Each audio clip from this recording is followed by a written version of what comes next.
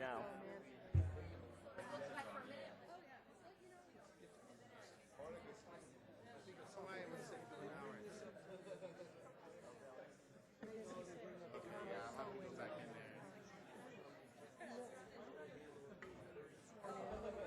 And there was a mix-up at the very beginning. Who's the chief justice? Oh, I see. Don't you even go there. Oh, you're kidding. Now, that's one thing people really can't say anything about is intelligence. But anyway. It wasn't his mix-up. It was the chief justice. He said it.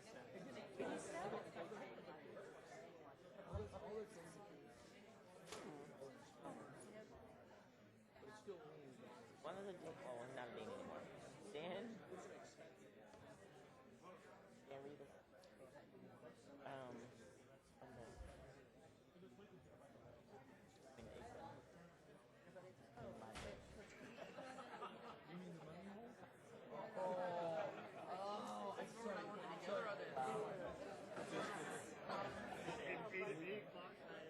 Diane was there and I was there.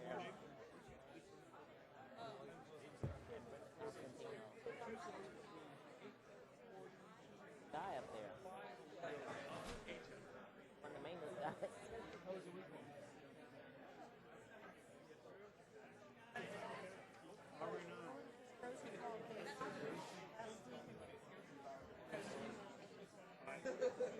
I'm with you on this game.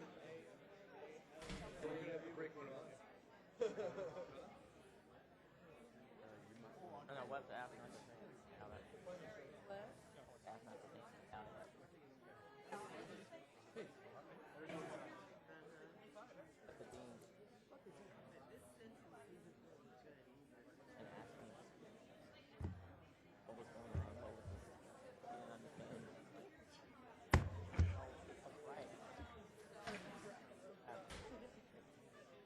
But yeah, ipso facto. Got it.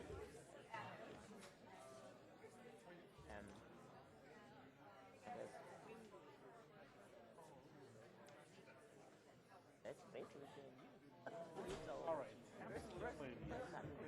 What happened to my box of cookies here? Oh, it happened by your feet? I see. I didn't know it was you brought it. I was keeping it for safety. But I know you. So I was eating it. I was going to take it back out. I believe like this is something that's Well, it was right here. Right here.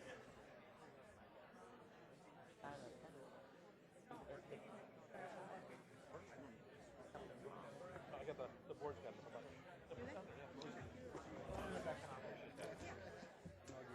I made sure. Good move. I also had a couple of. I catch on to these things. Just for one.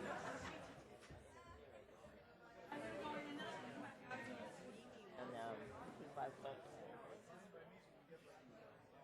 The library. Thank you. I think it's not like you have it. The room is up to schedule. Take him into a second. Okay. I thought I saw this on the table. So it's about the budget. We don't want to know. Well, enough bad news. Anyway, I would feel obligated that I have to do this to anybody else. I could even a half hour, early or whatever, and picking it up to lunch or whatever, but just having to do everyone. In order to accommodate, like, working later on one day. Oh, I'm so sorry. I'm all spread out here. You're okay. When we can Don't hurry. forward, Hurry up. and I'll call Rosie tomorrow. And I will wait to talk to you Don't know anything about it. Right. Of course, the institution wants to support education. Right. I volunteer teaching in one day. Well, are you up? No, I'm not. Last week.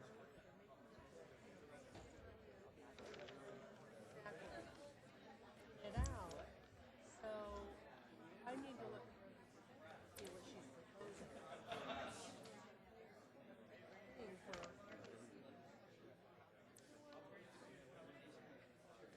working longer hours. Right. I guess however many days a week. So I need to check that. But not, she's like pretty much at 30 minutes, 1 hour, which would be like she has an hour lunch, something like that. And she wants to afford, you know, but more than that, in the other hours of the other days, time on that. Is there? Sorry. You drinking my water? I appreciate it. Oh, here's some maybe waters. Anyway.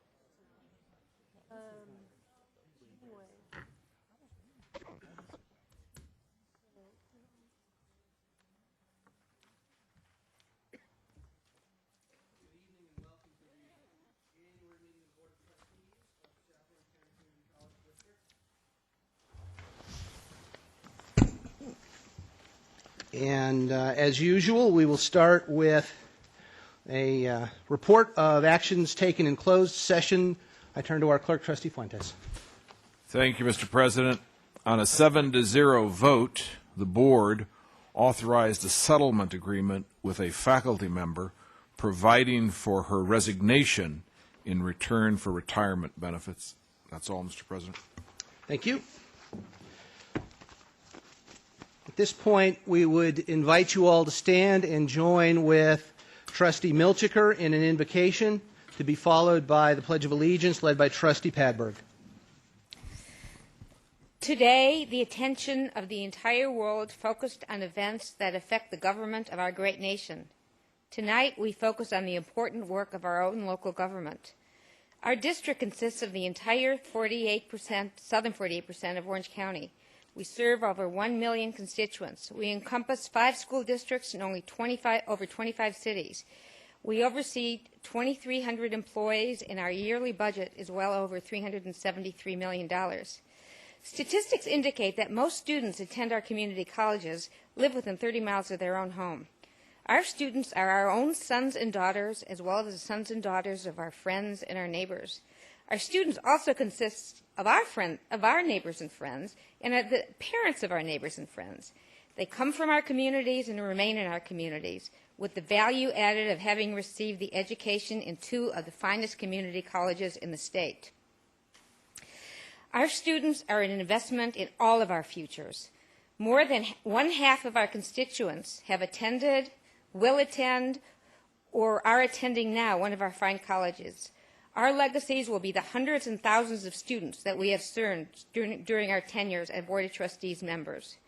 We ask for the wisdom to make the best possible decisions to provide the finest post-secondary education possible to the over 40,000 students entrusted to us every year.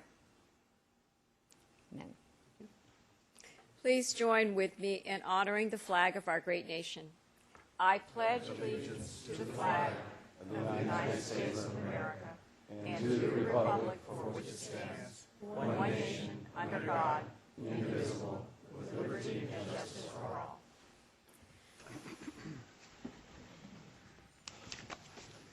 All right, I have a number of requests to speak. Let me address a couple of procedural issues first. And I want to begin on a sad note. Many of you know Saddleback College a couple of days ago lost a fine professor. Dr. Howard Adams passed away, and he will be a great loss. His loss is a great one to Saddleback, and certainly on behalf of the board, I would like to express my condolences to the family of Professor Adams and to thank them and to thank him for his service to the district. I would ask my colleagues when we adjourn tonight that we do so in the memory of Dr. Howard Adams. In addition, again, I have a number of requests to speak. I think a lot of them address the faculty contract. The faculty contract is going to be pulled from tonight's agenda and no action taken. That said, I know people have come out to speak on this, and I am not going to deny anyone the opportunity to speak and address that issue if they so choose. But given financial circumstances, given the economic conditions we face at this point, we have been asked to and will pull that item. The last thing to let all of you know is before we get to public comments, we do have an agenda item item 4.1, our basic aid fund update. And from Sacramento is our representative up there, Arnold Bray. He has been asked to speak to the board and has a plane to catch. So I'm going to advance that item and turn it over now to Arnold Bray so we may hear from him. Thank you, sir. Thank you, President Wagner and members of the board and Chancellor. What I'd like to do very briefly is just to give you an update in terms of what's happening in Sacramento that obviously may affect basic aid districts in South Orange County specifically. As you know, the legislature is in the process of working with the administration, with the governor, to try to come to some agreement over a state budget that has a $42 billion state deficit. When the governor released his budget back on January the 9th, which was his third release in terms of trying to fashion a budget, it contained language that kind of alerted me to the fact that there might be some jeopardy for basic aid districts.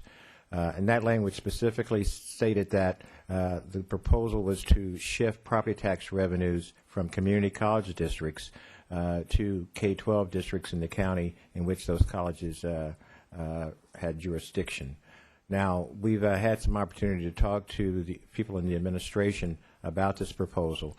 Right now, it is simply a proposal.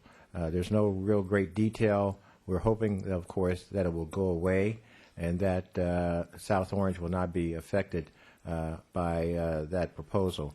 However, in all candor, it is something that is potentially on the table.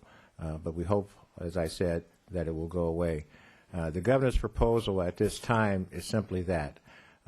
If you look at the overall budget as being proposed for the California community colleges, it is a budget that only contains an appropriation of 3% for growth dollars, no COLA money, reduction of $4 million in mandates, and other cuts to the California community college system as a whole.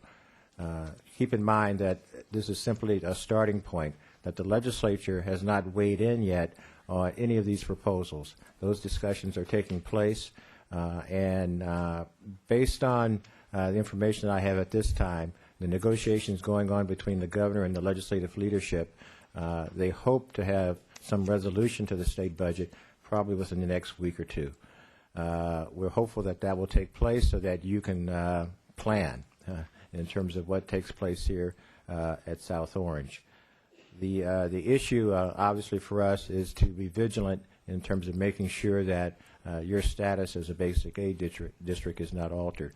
But that is a subject that potentially could come up once the legislature convenes in terms of negotiating with the governor. But hopefully it will not. Thank you, Mr. Bray. Are there questions from my colleagues? Trustee Fuentes. Arnold, first of all, thank you so very much for making your way down from Sacramento today. Your representation of our district has been invaluable to us, and your wisdom and experience are something that we truly appreciate as a district. So it's always good to see you. It's always good to get out of Sacramento. Well said.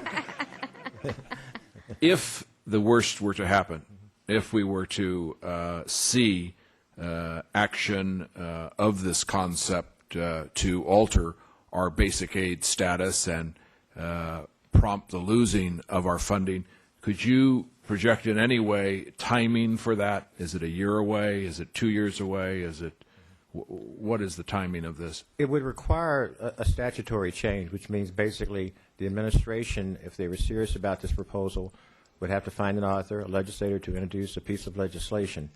And that legislation would have to go through the legislative process. And that process could take the remainder of this year, potentially, to get it through and to get a signature by the governor. Or they could include it as a part of the budget process in terms of the adoption of a budget, in terms of language in the budget as well. And then technically, if they were doing their jobs and getting a budget out on time, that would mean June the 15th, to place a budget on the governor's desk. But as you know, only 4 times in the past 20 years have the legislature got a budget out on time. And so we're looking at worst case scenario, June, in terms of something happening. Or if they go through the regular process, it could be a little longer than that, but June would be the earliest. Thank you very much. Thank you, sir. Appreciate your time and being here today. Thank you. All right. Oh, is there another question? Well, we'll see if we can address it administratively. Thank you. Let me now turn to public comments. And rank has its privileges, so let me have the privilege of introducing the Orange County Treasurer Tax Collector as our first speaker of the evening, and that would be Chris Street. Mr. Street, welcome.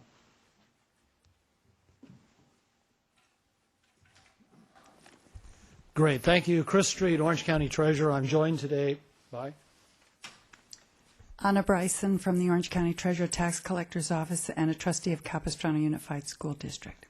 I am not here to speak in any way, shape, or form regarding salary or faculty issues, but rather to give you some sense of facts of the situation here in Orange County. I have wonderful news for you. Orange County collected about $89 million more in property tax collection for the December 10th tax drop. That's on top of a record $305 million for the prior two tax collections the year before. Our percentage of collections for unsecured taxes, these might be your boat, your jet ski, or some other piece of industrial equipment, has gone from 93% paid on time to 98%. Our collection of secured property taxes has gone from 92% to 95%. So in every way, shape, and form, we are far superior in performance than virtually any other tax collecting district in the state of California. And that's the good news. As a basic aid district, of course, you're directly impacted by those issues. I wasn't able to get the specific dollar issues for this district, but normally basic aid are usually 15% or so higher than the normal apportionment for a similar organization. Unfortunately, that is the good news. What is coming in the next year is something that will viscerally impact virtually everyone in the state of California who deals with property tax. This year, our property tax assessment, or what the valuation of the properties in Orange County, were actually up about 7%. Now, that doesn't seem to make a lot of sense unless you understood that assessment is off of a period January 1 prior to the tax collection. So in January 1, I think everyone here January 20th of 09 would be thrilled to be able to sell their house for the price that it was worth on January 1 of 08. We're having a new assessment right now. Instead of being up about 7% assessments and collections up once again outperforming up 8.5%, this year we expect assessments to be flat to slightly up.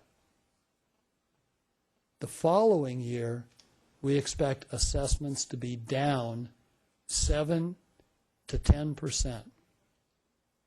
Orange County has 885,000 parcels. Those 885,000 parcels, people don't realize that under Prop 13, the values are so low on the books that they rise by about 2% per year. So even in sort of a turning point, the property values are rising. So government doesn't feel the direct impact sometimes that perhaps a business might feel, but it catches up, and when it catches up, it's going to be very disheartening. I've been told by the Orange County Assessor, Mr. Webster Guillory, that he will be reassessing down 220,000 properties in the County of Orange this year. Now, those are administrative reassessments down, and that's before we have our appeals. Our appeals 2 years ago ran about 2,000 properties. This last year, it was 15,000 properties, and we're gearing up this year to be 56,000 properties. On top of that, 220,000 that we will administratively mark down. The county has announced 212 layoffs. We are preparing 700 more. Now, Orange County is a very fortunate county because of our location, our business and other issues, but the things that are affecting the state of California are going to quickly catch up to all of us. So I'm not here to tell you what's the right thing to do, but I am here to say that you need to have a good perspective, that as someone who has worked closely with a strong organization and maximized every performance number possible, that we are facing real challenges. For example, I finance what's called the Teeter program, or this is if somebody doesn't pay their taxes, Orange County pays it for you. Basically for cities and other districts, I'm not sure how it works in basic aid, but we basically forward you the money and finance it. In the last year, that number has risen from $79 million to $180 million. My expectation for next year's underpayment, essentially delinquents, is somewhere in the area of $300 million. So it's a wonderful time. The tax revenue has really rolled in. I think everybody's been fortunate to be Orange County, but you're going to face the next 2 to 3 years some rather extreme challenges. I'm happy to give you any data anytime or answer any question, but to the best of my belief, we're facing some really hard challenges. Trustee Williams, thank you. Chris, good evening. It's good to see you. I see you, John. I brought tonight to our board meeting the County of Orange, the 2008 Strategic Financial Plan, which I believe was accepted by the Board of Supervisors at the December 16 meeting. And in this document, page 17, the percent change Orange County secured assessment roll of value. Are you familiar with that? The projections, yes. Just for example, the percent for 0809 shows a 3% increase from 0708, which was 8.9, very high, 11.2 the year prior. Projecting 0910, 1.5%. It moves up 1112, 3.3. So are these numbers out now? Is this those are the numbers that the board is using. I'm giving you, the numbers that the Orange County Treasurer and the Orange County Assessor are using. For example, you'll find this very artful, that the state of California is facing a $42 billion deficit. They're assuming 6.5% increase in assessed valuation. There is no county in California that assumes higher than, even the most optimistic county is Los Angeles, assumes 2 to 3.5%, but there is no county over 3.5%. So those numbers you're seeing, they don't always ask me, John, my opinion. Thank you. And they don't always, come and sit down and pound the numbers the way we do it. Okay. But So would these be from the economists from Cal State Fullerton? I think that our economist, who also happens to be the economist for the California State Real Estate Association, Realtors Association, but I'm just giving you my perceptions and hopefully the facts that I know. Okay, thank you. Further questions? Thank you. Appreciate you coming here tonight and speaking to us.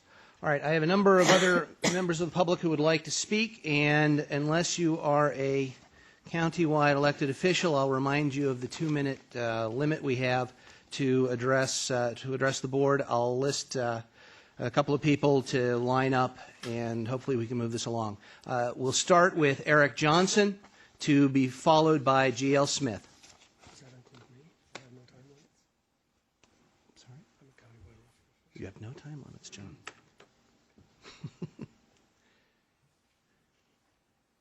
And I've been reminded I made a mistake. I've got a countywide elected sitting to my left, and if he monopolizes the conversation, I apologize. Mr. Johnson. Thank you very much. I appreciate the opportunity to speak to you this evening. I do know that the contract agenda item has been pulled, but I do want to say that in the future, as contracts come up to be ratified, I think it would be ill-advised, especially in this economic climate, as you well know, to shoulder any additional financial obligations by increasing the cost of faculty at this juncture. I do appreciate and recognize the role of the South Orange County community colleges, as well as the value and the contributions of its educators. But it's imperative to not increase costs while also at the same time cutting off potential streams of revenue that may result from intellectual property that's developed with the support of the district. So in this vein, I would just urge the board, when a new contract comes up for ratification, to set a positive example for other taxpayer-funded organizations to follow by resisting pressures to shoulder additional unmerited and unnecessary costs. Show the public that the South Orange County Community College District can operate like an efficient and well-run business with sound and prudent judgment instead of a taxpayer dollar-consuming black hole. Thank you very much. Thank you. Thank you, sir. And we will go next with G.L. Smith. Good to see you again, sir. A former faculty member at Rancho San Diego, to be followed by Chris Murray. Thank you very much. I'm a business consultant and actually a professor of business from another college also. And I believe that since the proposed pay hikes for the faculty come in an economic slowdown, actually a recession, they must not be passed as proposed. This is economic ignorance in action. It is clearly greed by the faculty with a devil-may-care attitude for the rest of the county. The proposed pay hikes for the faculty are fiscal irresponsibly. How can this academically elite faculty be so crass and insensitive to the economic situation and to the working class people of the county? This takes the give-me attitude of this generation to new heights. The economy is facing a no-growth situation for the next year. The Give Me faculty is paid between $46,000 and $103,000 a year. They get 3 months off during the year. But here's what the faculty is looking for. The Give Me faculty demands a retroactive 5% salary increase. The Give Me faculty demands no cap on the district's contribution to health benefits. The Give Me faculty demands a combined 9% increase over 3 years. Wait a minute, has the faculty just entered the promised land? The faculty must mistakenly believe that we are living in prosperity instead of the recession that's been reported by the president and by the press. Today, President Obama talked about remaking America and making hard choices. He definitely did not have greed like this in mind. The proposed pay hikes for the faculty must be rejected. Thank you. We have Chris Murray, the Vice President of Government Affairs for the Orange County Business Council, to be followed by former San Clemente City Councilman Steve Knobloch. President Wagner and members of the Board of Trustees, thank you for your time this evening. On behalf of the Orange County Business Council, we were here tonight to urge you to postpone taking this decision to increase faculty salaries to the level that was proposed, and in the same vein in which you addressed earlier, that this is not the economic time to make such an increase for the cost of running our community college school district.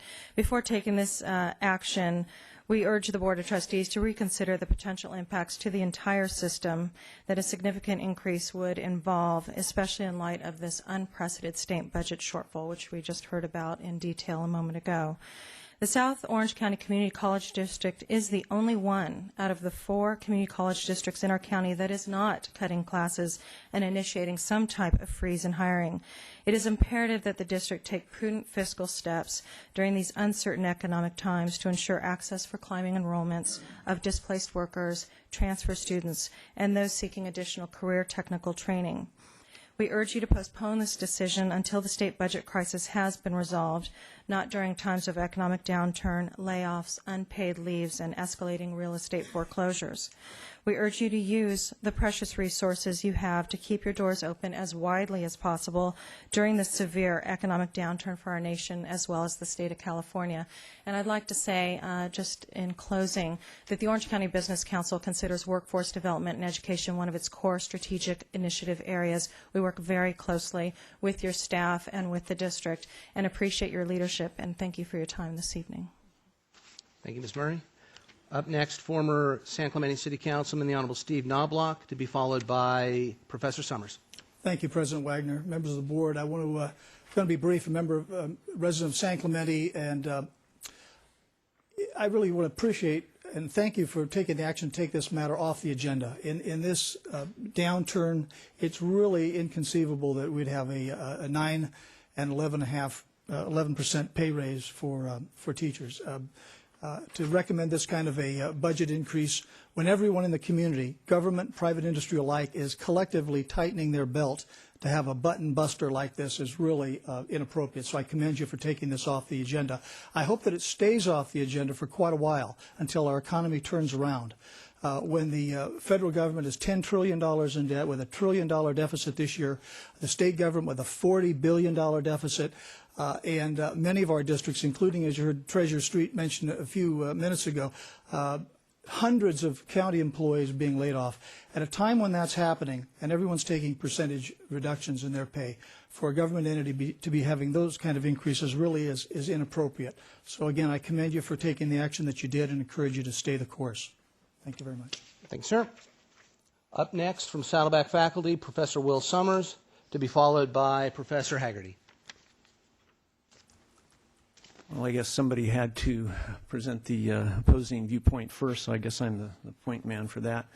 My name is Will Summers. I teach in the math department here at Saddleback. This is my 24th year in the district, and I taught in Huntington Beach at the high school district for 14 years before that. Over these 38 years of teaching, I've seen school districts weather many financial storms, and we're certainly going through one now. And not to discredit anything that anybody else has said that's come before me, I'm not the Orange County Treasurer. Obviously, we're in some hard times. However, I believe it was Benjamin Disraeli, a British statement, who once said that there are lies, there are damn lies, and there are statistics. And I think of this quote now because this past week the Orange County Register put out an editorial excoriating any board member who would vote in favor of the contract proposal that has been agreed upon not only by the Faculty Association, but by the South Orange County Community College District Administrators negotiating teams. These two teams have been meeting for about a year and a half, hammering out the current language and the substance of the proposal. The editorial in the paper makes it sound like an extremely foolish argument for both sides to agree upon the terms of the proposal, but both sides have had a year and a half to make their cases. What the public may not know is that our district, as Mr. Street said, is funded differently from other K-12 districts and from most community college districts. Our district is funded differently, and as a consequence, we currently have substantial reserves and will continue to have extremely responsible reserves once salaries being proposed for teachers are taken into account. The balance in reserves continue to grow, and the money can be used for many purposes, one of which is to attract, retain, and reward qualified and dedicated teachers, including part-time faculty. The editorial can claim whatever it wants and rant and rave, but the editorial writer or writers are confusing facts, presenting them as truth to the public at large, but the truth is different from what they have represented. Do the teachers earn their pay? Are they worthy of the raises that have been approved both by the faculty and the administration? I believe the answer is yes. As Mr. Wagner said earlier, we learned that one of our colleagues, Howard Adams, has passed away just in the last couple days, and his shoes will be hard to fill. He, like the vast majority of us, are not here just to collect a paycheck. We care about our students, and we're driven to do our best for them. I also just found out today that one of my colleagues, Cal Nelson, just had a stroke. He was in the hospital. You know Cal. Yeah. He was a teacher. I worked with him for many years. He was not a slacker and is not a slacker. And I hope you'll remember, I'm almost through, that Saddleback College just about a year ago was called one of the gems of Orange County. I didn't say this, and my colleagues did not convince some editorial board or pay them to say this. I can say that I'm proud to be a teacher in the district, and I work hard to earn my keep. And I think I speak on behalf of my colleagues when I say this. Thank you. Thank you, Professor Summers.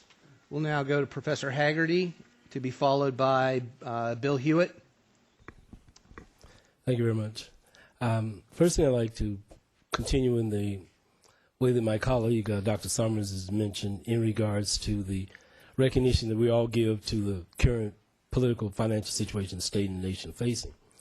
I also like to point out that we all know that this nation made history today with the inauguration of its 44th president, Barack Obama. And President Obama took the position that inaugural should be a starting point for reconciliation. the faculty is a hardworking faculty here, and we do very dignified work in regards to preparing our students for future leadership positions. We prepare our students to be educated, because we all know what happens to a society when, in fact, you start restricting teachers and teachers' ability to educate, and how that's one of the most dangerous things you want to do with a society. And we certainly know part of the reputation of this district is that the salary schedule has historically been used for purposes of getting the best teachers. Who do you want teaching your students and preparing them for transfers and making preparation for them to be future leaders of this country? And we want to have the best teachers in this district because, as pointed out, this is one of the flagship districts, and the way it's been made a flagship district is to bring the best people on campus to educate our students. Someone has been, it appears, to feed information on Orange County Registers, misinformation, just as you've heard some misstatement of facts tonight from outsiders who don't know about our educational institutions, about how many papers I grade, how many students' lives we touch on a daily basis. Someone has given information that seems as though we could see the signature of some board members that want to make to appear that we want to demonize teachers. I don't think we want to demonize teachers. I think we want to give teachers the credit that they deserve for the work that they do. I think when you state the facts about what kind of raise we're getting, you should state the factual information, not misstatements and mistruths and half-truths. Because the realization is that it's not really a 9-point raise in an economy. And excuse me if you just permit me the opportunity to finish. You've cut me off once tonight already. I appreciate the ability to be able to finish, because this is very, very important. You were not cut off. If I could just finish. There were questions of the board asked of the board's consultant, and I did not open the questions up to the floor. I did not cut you off. You want to address the board's consultants, run for election, join us up here. That'll be a party. I did not cut you off. I also have not cut off anyone tonight. Thank you, Don. If I could who's gone finish my longer comment. than their allotted time. If I could You may finish my comment, continue. Don. I don't need lecturing either. The point I'm trying to make is we're a faculty that's working hard to accomplish the goals that are set for this community and for our institutions. For Saddleback College, as well as Irvine Valley College, we could establish a system of reconciliation as a type corporation that Barack Obama's called for, and that's what the faculty is asking for. To work with this board, we have no vested interest in destroying our colleges by taking raises or anything that would take away from our ability to educate our students. So the point of the matter is, if we could all be about the same accord of educating our students, some of the resources that we have to use, just 2 more points, that we'd have to use to spend on lawyers, or resources that we would spend on time that was really not as productive as could be used, then we could save the district an awful lot of money. And a raise to certain faculty would be the incentive for those at the extreme high ends of the salary to actually use that as an opportunity to retire, and we could hire other faculty members that would be less expenditure intensive for the district. So if the district and the board are willing and interested in resolving the issues instead of participating in political rhetoric, we welcome that. Thank you for the additional time. You've gone well beyond the 2 minutes, and the board is happy to accord you that consideration. Bill Hewitt, to be followed by Professor Cosgrove.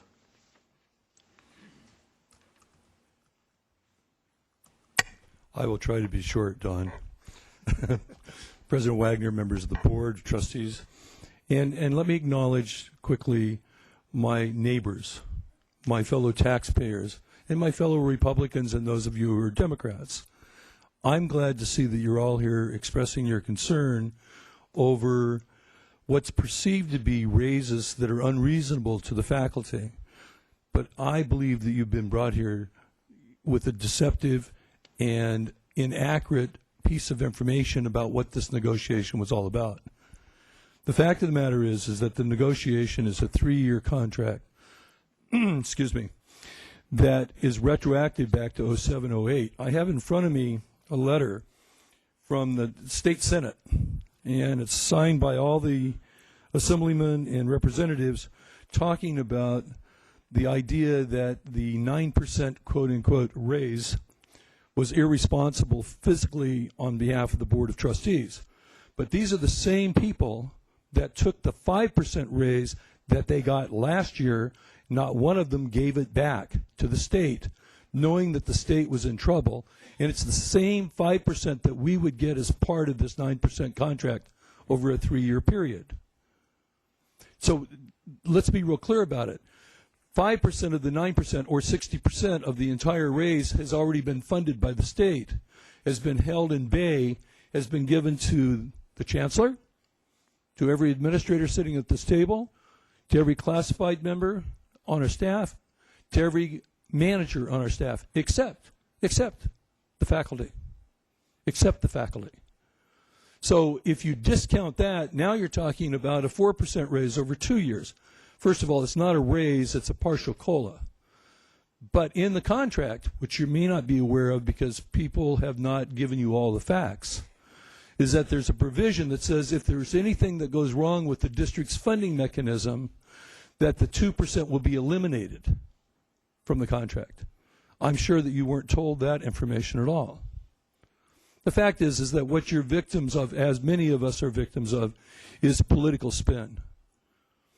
This letter, and I'm going to write, I voted for every one of these people, voted for every one of them, is irresponsible because they're the very people that took the raise last year. They're the very people that took the 5% when it was funded through the state. So let's not distort the facts here, folks. Let's talk about what is and what isn't. Anyway, the final thing that I'd like to say is that our district, fortunately, and to the credit of the board, has been very fiscally responsible in saving a tremendous amount of money.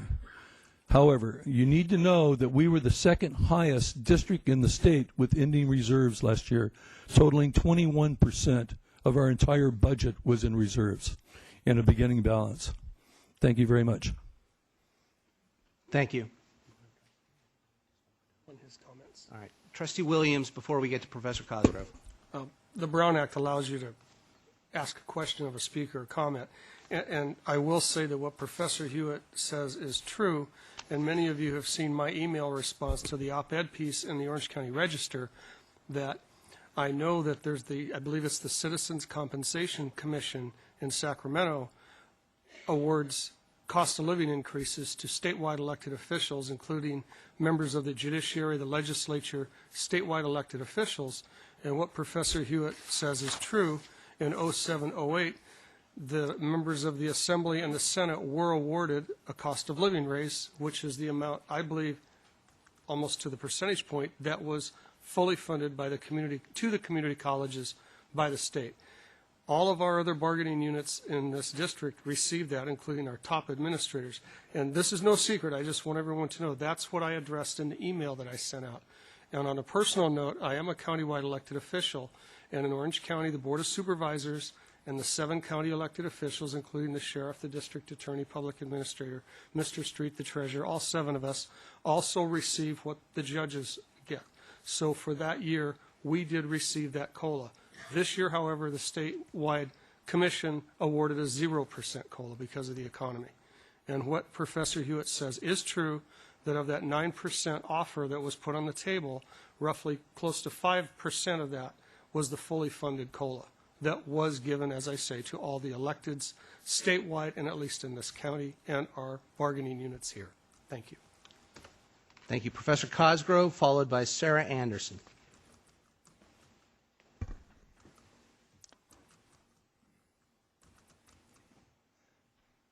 Thank you, Chairman Wagner. I'm Bob Cosgrove, President of the Academic Senate and a faculty member here at Saddleback College. IVC has a 16% increase in its student customer base this year. Saddleback is at 8.8. That does not include the late start classes, 12-week and 8-week classes that we have. We're looking at a 25% increase in student population. Now, in a business in this economy, I would think 25% is pretty impressive. And along with that comes fees and tuition and the recognition that we are a stellar institution. What I really want to talk about, though, is why the increase of students here. And it's primarily because of the excellence of the staff, the administration, the faculty,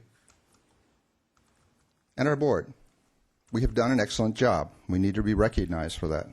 And it's primarily because of the programs and curriculums curriculum is the courses that we develop.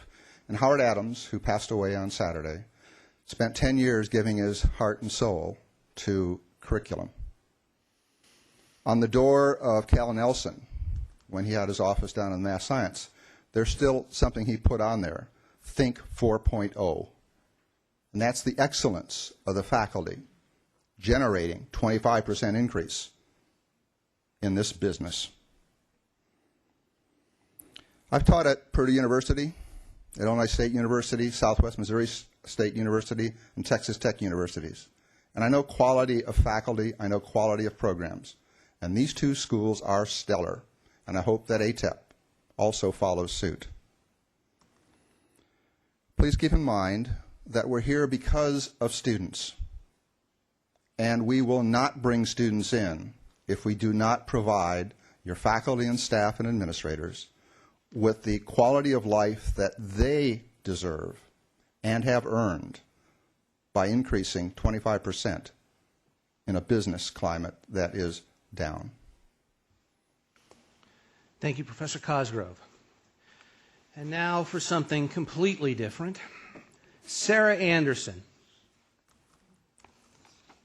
Hello, I'm Sarah Anderson, and I am a member of the Wind Ensemble here at Saddleback. I am an undergraduate student and probably going to be graduating in the spring. And I really enjoy the program of the Wind Ensemble.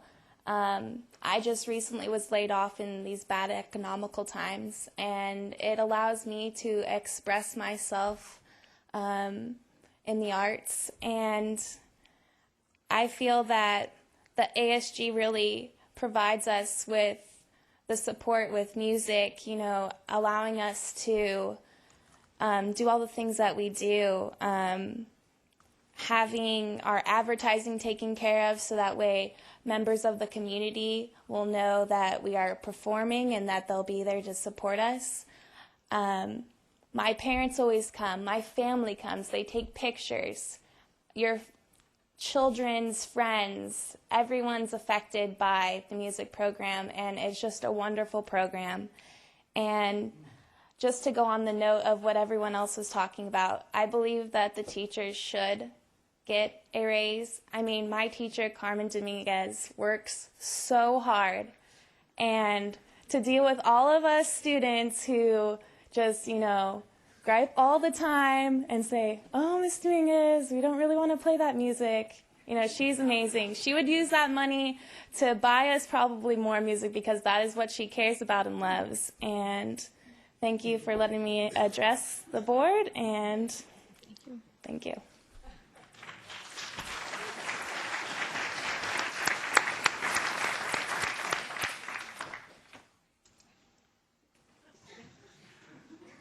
Carmen's just back there shaking her head. No, I didn't put her up to that. No. Shauna McFadden will be our last speaker of the evening.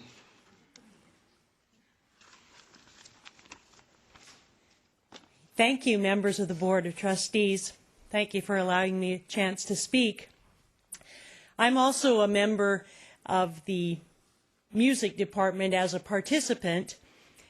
I have been playing in the wind ensemble and orchestra, also the jazz ensemble and the Feast of Lights concerts for several years. I play the French horn, and all these ensembles give me a chance to give back to the community. And I think that all of the performances like the Feast of Lights and all the various performances really do give back to our entire community and enhance the quality of life for all the students and the residents of South Orange County. And what I'm asking tonight is just that you would consider supporting the ASG budget, because our musical ensembles do rely on the relatively small amount of funding that we're given from the ASG to purchase music, to rent music, to advertise, also to hire house managers and other things that are needed to put on our performances and our concerts. And we also do support the local band local high school communities by putting on band concerts. So I would just like to say that without the support from the ASG, we couldn't continue to put on our performances in the manner that we have been, and I would ask you to consider that. Thank you. Thank you.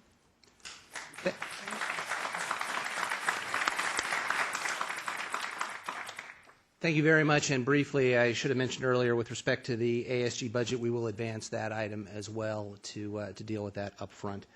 All right, at this point, we are to item 3.1, which is board reports, to be followed by the Chancellor's report and then board requests for reports. So we will start with Trustee Jay. Trustees' reports. Yes, I was very disturbed when Dr. Howard Adams passed away last week. I first met Howard 35 years ago. At that time, he was in the Health Sciences Department. He was also an active reservist, I believe, or perhaps a civilian employee. And he was one of those people who went back to Vietnam and was plucked off the roof of the embassy that final day when we were driven out of Vietnam. And he was a very fine guy. I knew him very well, a close friend. I'm deeply sorry that he's passed away. Secondly, I'd like to mention Dr. Cal Nelson. I also met him in 1974 when I came to Saddleback College. Cal Nelson at that time was a division dean. And believe me, everybody in the institution just worshiped the ground that gentleman walked on. He was such a fine fellow. He went on and he became an associate dean. He worked for me for several years in that role, became the dean of instruction. When the title was changed to VP of instruction, he held that for a while. And then he was the interim president of Saddleback College. We had a difficult time appointing a successor at that time, and he was the interim president at Saddleback for a year. And then, of course, just last year, he went up as a rent-a-dean substitute as the VP of instruction at IVC. He was a very fine guy. He has given his life to this district. This is the first I'd heard of it this evening. I'll call his family immediately because he's a terrific guy and has given so much to this district. Lastly, I was disappointed that the faculty district master contract was withdrawn from the agenda today. Look forward to it coming back in some form. I would have voted for it tonight, but anyway, the situation is what it is, and we'll go along, and I'm sure everybody will buck up, including the faculty, and deal with the situation as it is now. Thank you. Yes, I'd just like to say that I'm also very saddened by the passing of Howard. Howard and I, 25 years ago, began to know each other at UCI Medical Center where I worked, and he'll be missed. On a lighter note, I went to the President's Cup basketball game between IVC and Saddleback on Friday, and it was just real great fun. Saddleback won, but there will be a rematch coming up, I believe, February 11th at IVC when the actual cup will be awarded. So don't miss that if you possibly can make it. It was just a really terrific experience. Thank you. Thank you.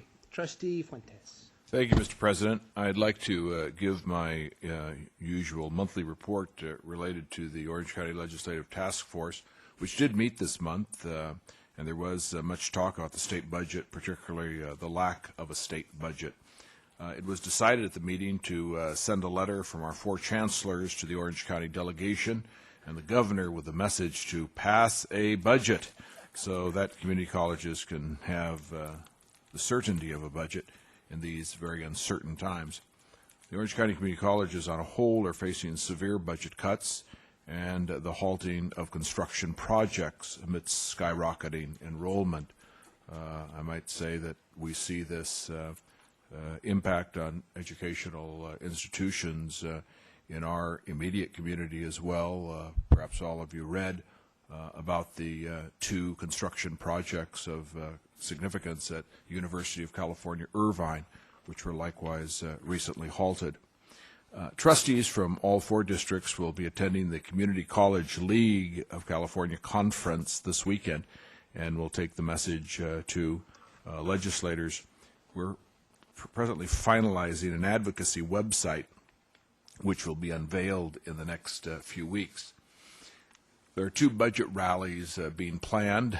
One is for community college students at Pasadena City College on February 7th with the theme, We Are the Key to Recovery. A second rally is being planned with community colleges, UCI, Cal State University Fullerton, and the K through 12 districts to be held at a stadium sometime in March or April. I want to commend Chancellor Mather for his leadership, which is well recognized by the 4 districts that participate in the task force, and I want to thank my colleagues, Trustee Williams and Trustee Milchiker, who, when I am not able to attend the meetings, attend for me. Also, I would like to offer compliments to all those in leadership in the district who were present at the Chancellor's opening session at Saddleback College. I thought it was a marvelous morning. The speaker was truly outstanding, gave us all lots to think about, very insightful, and the music and entertainment from all those who participated, some of our own as well, was just great. And to all those who appeared on stage that day, it was a privilege to be with you, and I commend you. Thank you. Trustee Williams. Yes, I would like to echo the compliments about the Chancellor's opening session. I too attended. It was very entertaining. I learned the difference between, many of the differences between baby boomers, Generation X, Xers, and Gen Yers. Absolutely amazing. I'm a baby boomer, and I have to tell you, I didn't fit the entire mold because for a year now I've been successfully doing online banking with my credit union. So I think I'm in the 1% that do. I don't text, and I just started blogging about a week ago, as many of you know. Never a dull moment. There was an op-ed piece. I did send out my response electronically. Many of you have seen it. And if anybody in the viewing audience would like to contact me, my email address is jwilliams@soccccd.edu. Thank you. Thank you. Well, a couple of things. It's been a quiet couple of weeks for me, but I did have a chance to attend the Chancellor's opening session and want to thank the Chancellor for a great program. Sure was enjoyed by all, and appreciate the opportunity to be there and to welcome faculty and administration back for the start of the new, not academic year, but new calendar year. In addition, last Friday had an opportunity to attend the President's Cup, and want to thank the presidents for the wonderful opportunity and the great job that they did and that Tony Lippold did. That was the, I think as Trustee Padberg mentioned, was the basketball games between IVC and Saddleback. And let's see, we had President Burnett there. We had President Rockmore there. I was there as president of the board. We had a former president at Saddleback College there. We had the president of the IVC Academic Senate. We had the incoming president of the Saddleback Academic Senate. Basically, you couldn't throw a stick in the room without hitting a president of something or else. Tom and Nancy Padberg were there, as well as was Trustee Milchiker and the Chancellor. So a good time was had by all, and I look forward to the rematch at IVC coming up in a couple of weeks. Cool. Thank you all. Trustee Milchiker. Yeah, that was a fun night. It absolutely was. I was able to attend most of the presentations during both of the colleges in service this semester, and that's the week that they have prior to when classes begin, when the Chancellor gives an address to the district, both college presidents give address to their colleges, the vice presidents give addresses to their college, and many of the faculty and staff put on wonderful presentations, and I was there for all of them. I intended, the Chancellor's and the two Presidents' addresses were excellent and very, very informative to their respective constituencies. I attended a PowerPoint presentation by Kurt Meyer and Jody Titus, who took a group of their Phi Theta Kappa honor students to Sri Lanka and helped out in Sri Lanka, and were able to help the students learn in schools, and they're going to continue this program. And what they are promoting is service learning for our students. Our students would get credit for doing these projects in other countries by helping other students. This was followed up by another presentation, another PowerPoint presentation by Spanish professor Jeannie Igas and the astronomy professor Remicord, who spoke about their project Círculo de Amigas, which is a school for girls in Nicaragua, where they teach young girls skills and how to become independent. And many of them sponsor girls to go to these schools, and they had many stories and many pictures, and are doing a wonderful job with their students, writing letters to these girls and helping the economy. I also learned how to manage disruptive students in a presentation by Gwen Plano and Elizabeth Cyprus.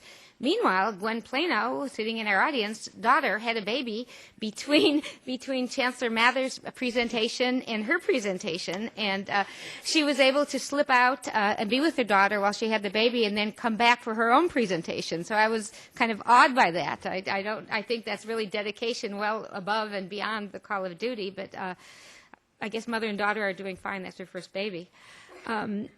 As a geek myself, I enjoy the Geek Report, Life in the Cloud, about all the new things that are coming down by Jim Gaston and Bob Bernucci.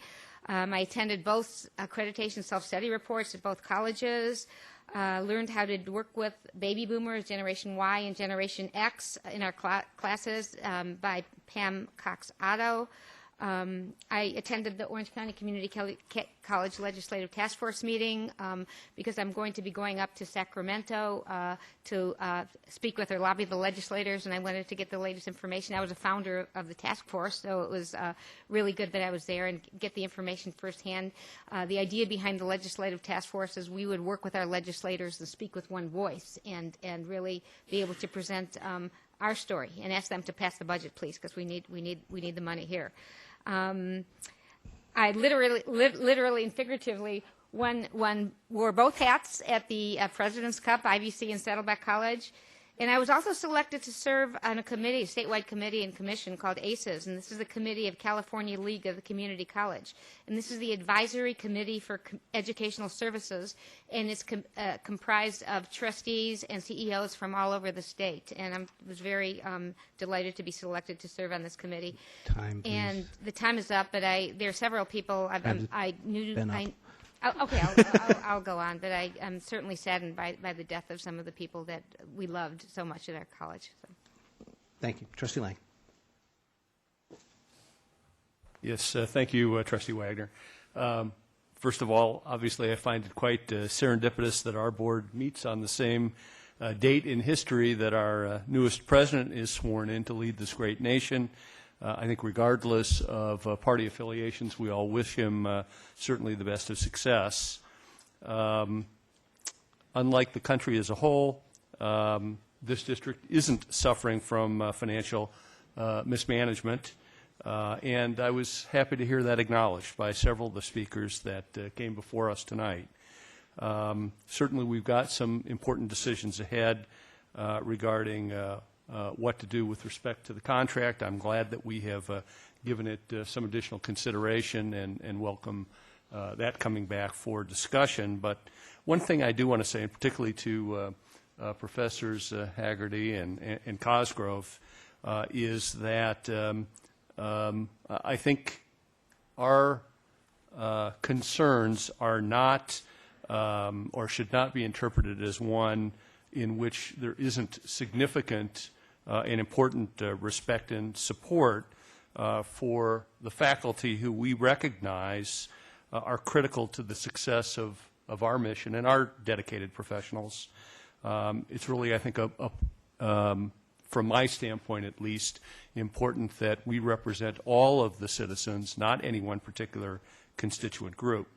And I also want to acknowledge Bill Hewitt's comments earlier, and that is, yes, it is true that we did receive COLA money, and I do think that that money should be passed through in terms of the contract. I think it's looking ahead at those additional monies that we would not be compensated for from the state that I think is of concern to many of us on this board.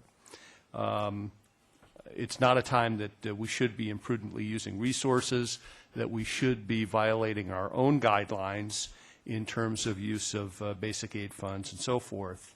I think there's a reason that we've been successful in this district, and I certainly want to continue to follow and leave that legacy for our district. Thank you.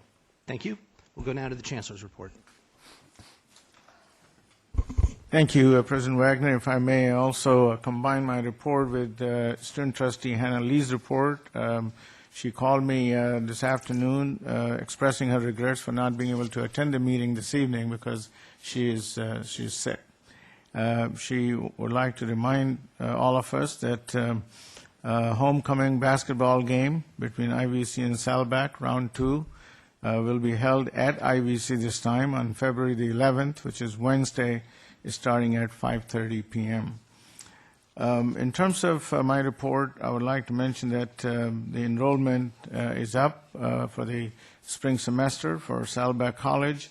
In terms of the head count, this is as of this morning compared to the same time registration last year. In terms of head count, at Saddleback it's up by 6.3%. In terms of FTES, full-time equivalent students, 8.8%. Irvine Valley College, head count 11.7%, FTES 15.4%. ATEP's enrollment is the highest ever. It's close to 1,000. I think it will exceed 1,000 students. Overall, district-wide, the head count enrollment is up by 7.8%, and in terms of full-time equivalent students, at this point, it's up by about 11%. Let me also mention that I provided each trustee a copy of articles from the Orange County Register and LA Times since the last board meeting, which I think indicates the worsening state economic conditions. Also, we took some copies of articles from Community College League of California publications, as well as the Association of California Community College Administrators and School Services of California. And in closing, I would just like to mention that with respect to the faculty contract, we appreciate the work the faculty do. We appreciate, and the board appreciates, that the work faculty do, support staff do, all administrators, all managers do, as it has been mentioned before.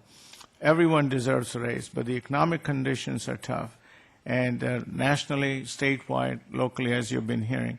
And we want to do the most prudent and most responsible thing possible to maintain the integrity of the fiscal situation of the district, not only for today, but also for some years to come. Thank you. All right, let's turn to board requests for reports. And are there any in writing? I have not received any. All right. And Trustee Williams? Well, yes, I will make this request in writing. Do I need to make it in writing before the board can act on it? Yes. Yes. Well, I will inform the board that I will be making a request in writing. I think it's time that we agendize an item dealing with the threat to our basic aid status. And what I will be asking for is a report from the Chancellor, perhaps legal advice, to have council draft a legal resolution that should the legislature take action to threaten our basic aid, we will lower the property tax levy to the taxpayers in this district. I'd like to see a report. I'll put it in writing. I think time is of the essence. We need to send a message to Sacramento that we won't let them tamper with the taxpayers' money that supports these colleges and ATEP. Prop 13 allows us to lower the levy. We cannot raise the levy under Prop 13. And we will keep that money here in this college district. And we won't allow the legislature to distribute that money that our homeowners and property owners here in our college district pay to send to other districts, perhaps in other counties or outside this district within Orange County. So that will be something probably to act on next month, I assume? Correct. I will bring that forward. Thank you. Thank you. Trustee Flynn? Well, I just wanted to comment on John's proposal, and I realize it will come before us, which would be a more appropriate time for discussion, but I want to salute John for his courage and leadership in this matter, to say to those who would tax and spend and never be concerned about the taxpayers that if the money is going to be taken from us in our basic aid arrangement, John is proposing that we give it back to the taxpayers, and I can't think of a more marvelous and noble act than giving money back to the taxpayers. So I think I look forward to this discussion and this matter being brought before the board for full discussion. Thank you. Thank you.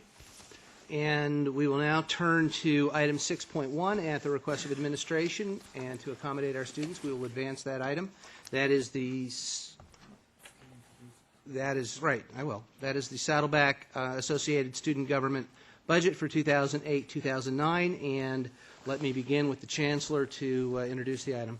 Thank you, President Wagner. Let me just mention, as the presenters will go to the podium, that board has expressed comments several times for the last few years with respect to the student government budgets.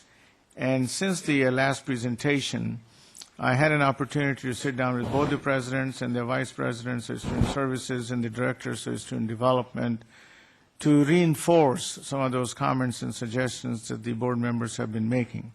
Specifically, that there be a definitive percentage of the student government budget that be dedicated to contingency account, also to scholarship funds, and that there be a common template between the two colleges in terms of categories and how the budgets are presented in clear-cut terms so that it's easy to understand, easy to follow.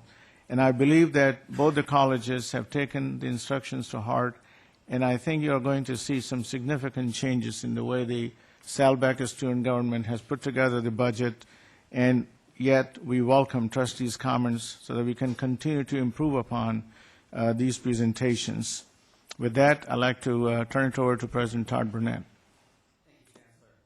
I'd like to echo everything the Chancellor said, and thank you very much for your support and your guidance on this issue, which is very consistent with what I and our staff and ministers have been working with the ASG to improve upon. I just wanted to let the board know that I was very proud of our ASG when they made their presentation the last time. I am even more proud tonight, and I think you'll see why. Since the fine comments and constructive feedback that you gave back to the ASG did not go back and discount it. They didn't go back and felt upset about it. They didn't go back and complain. They went back and spent literally, and I just found out, 300 hours working to re-look, not only just look at the issues you brought, but to look back at how do they come about through their process of putting their budget together, and how can they improve upon it, make it better to serve students, and to take into account all the wonderful comments that have been given to them by this board and by others. So I want to thank ASG very, very much. And like I said, I'm more proud of you today than I was even the last time, and I was very proud then. And with that, I would like to welcome back and introduce three fine student leaders with us here today. You may recall the first one is Travis Fuller, who is our ASG treasurer. He's a history major, and he plans to transfer to UCLA. The second is Christina Andrews. She's an ASG senator, and she's the vice president pro temp, and she's in political science and plans to transfer to USC. Finally, Peter Kim. You may not remember, he was not here last time, but he's here tonight, and he's an ASG senator at large. He's also majoring in political science and plans to transfer to UCLA. One other thing I'd like to publicly thank the ASG right now is to say I just found out that the wonderful textbook loan program that they initiated this last semester has been a huge success. And if it was not for your leadership and your vision in working with our foundation, that would not have happened. So thank you very, very much for the wonderful things you've done for helping students to find better ways to get textbooks and to save cost. I also would not wanted to mention, as you can see up there with them, is the Director of Student Development, Audra DiPadova, and our Vice President for Student Services, Lisa Telson. But Travis, take it away. Well, thank you for your comments, President Burnett. I also would like to thank the board for advancing this topic. I have a lot of homework to finish, so that's certainly much appreciated. With that being said, I would like to wish you all a good evening. As you know, my name is Travis Fuller, and I'm the current ASG treasurer. I'm here to present our revised version of the ASG budget, and we hope that this time it will meet your approval. In revisiting this budget, we did not deviate too much from our established budgetary process. We still practiced the same procedure and considered the same criteria when making our cuts. The only true difference is that our total funded amount has now been reduced to $802,600 when it was previously close to $965,000. In looking at our budget summary, I would first like to draw your attention to our revenues. As you can see, we bolstered our projected revenues to $902,600. We felt obliged to do this because of the various mid-year estimates that we received in regard to our revenue sources that indicated we had underprojected in our previous budget. In taking into account our beginning balance, we have a total revenue of $1,109,641. Another item that you may notice is that our allocation amount has been drastically reduced. Obviously, in order to meet some of the board's demands, we felt this was necessary. Within this process, we asked every individual who submitted an allocation request last May to yield any funds that might not be totally necessary. Across the board, it is my pleasure to say that the Saddleback faculty and staff was incredibly cooperative throughout this entire process, and because of them, we were able to decrease our allocated amount to $100,000 less than our projected revenues. This obviously allowed us to contribute more to our scholarships as well as our reserves. In considering our reserve, we now have a total of $198,850 in our account. The reason for this large amount is because of the anticipated move of Associated Student Government into a new workspace, as well as cafeteria repairs that have been neglected for too long. With that being said, I would now like to yield the floor to one of our ASG senators, Ms. Christina Andrews, who will explain to you the increase in our revenues, among other things. First of all, I would like to thank you, board members, and Travis, who committed a great deal of time to making this presentation what it is. As you can see on our projected revenues slide, that the projection is higher than in our previous presentation, which is based on the new mid-year quotes that turned out to be higher than we had anticipated. As you can see, our ASB card sales, the projection is higher, and this is due to the fact that our projection of $47,000 that you saw in our previous presentation was already met in our first semester, so we were able to increase this, as well as the theater projection.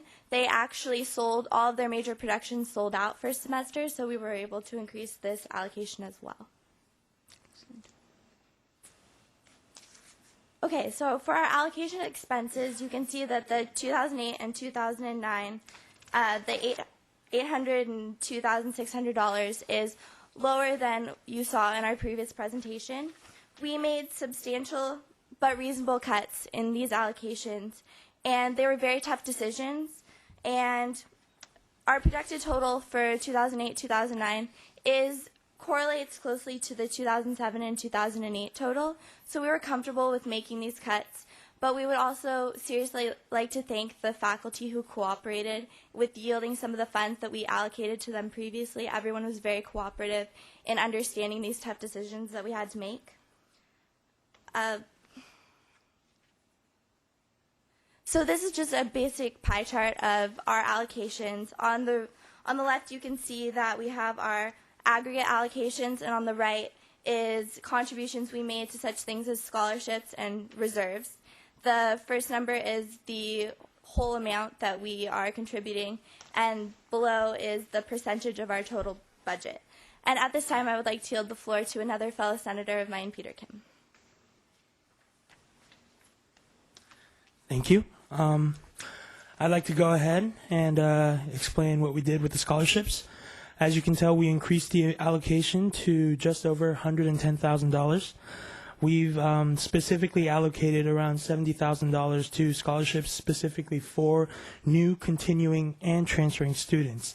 I'd just like to point out that that amount has been doubled the initial allocation thanks to the programs that allowed us to make very tough cuts. It was very hard, but I'd like to thank them all for being very cooperative. We have also allocated $41,000 to the California Community Colleges Scholarship Endowment.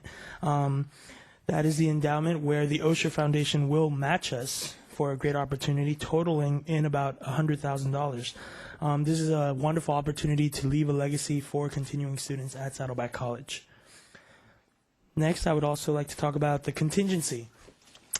The contingency fund, as it is defined right now, is the ASG contingency, which is set aside for miscellaneous expenses that come before the Senate throughout the academic year. The contingency is funds for unexpected or miscellaneous items. We have allocated $77,000 to that, and that helps different programs such as the emergency book loan, as President Burnett has mentioned, and Model United Nations as well. Just another note, starting next year, the contingency fund will be following that of the district model. Yes. Next is student support, and this I feel is one of the most important ones, to me at least. The student support is $141,000. These are programs that directly support student success. Students would not have the ability to participate in it if it weren't for the ASG funds. Such examples would include Model United Nations, the Nurses Association, Phi Theta Kappa, the Veterans Appreciation Day, and the Ride the Wave orientation for students with disabilities. I'd just like to add a personal note to this. I participate in Model United Nations, MUN, and I personally would not have been able to attend any of the amazing conferences we go to nationwide, New York, San Francisco, Vegas. Personally, this has kind of steered me towards the career direction which I want to go into, which I had no clue about until I came to Saddleback College and until Professor Haggerty has convinced me to join MUN. So this is truly a pivotal program for me. And yeah, I'd like to hand it back to Senator Christina Andrews.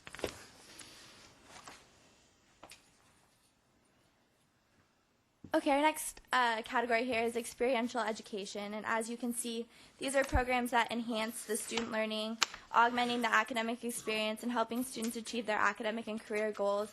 Examples are the Lariat, of which we have a representative here tonight, the International Film Festival, and the Math, Science, and Engineering Academic Triathlon. All of these, as you can see, they correlate academically. They're directly related to students' learning and their learning experiences here, and it augments their learning experience in and outside of a classroom setting. The next one is Campus Life.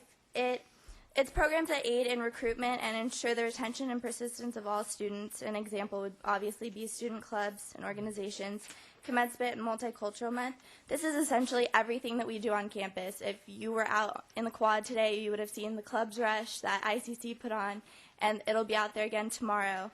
And as a personal note, as Peter already previously said, you guys, because of these programs, I feel that I'll be able to transfer with a fuller resume, and the challenges that they have brought have helped me to be better prepared to transfer to a four-year institution like USC, which I aspire to attend at some point, hopefully. Our next category is ASG operations, which is pretty self-explanatory, just the basic expenses with running the ASG programs, which include a full-time professional staff position, copier services, equipment repairs, and obviously the student development budget. And the next one is vendor assessments, which are expenses required to maintain and operate vendor contracts like the bookstore, the cafeteria, and the coffee cart. And I will give the floor back to Travis.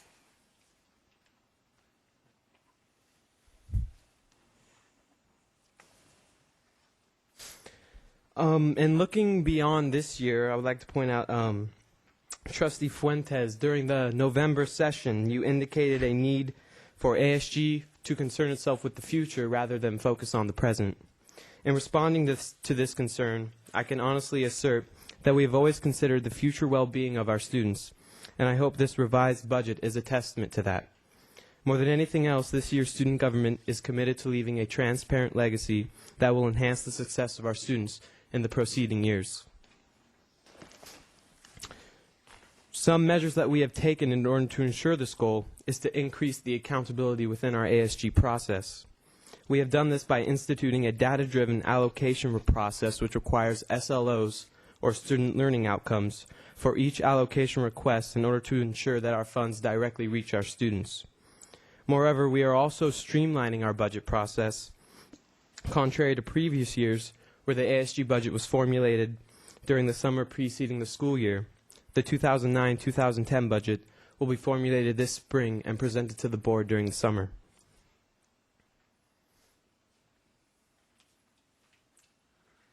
And as far as leaving a legacy, we'd like to make sure that we ensure a yearly 10% reserve for the students. We'd also like to ensure 10% for scholarships from the projected revenues, and also take advantage of the endowment opportunities that would eventually help us later. And also, most importantly, we'd like to create an environment that would help us sustain our campus community, that would also help us to thrive and grow. So.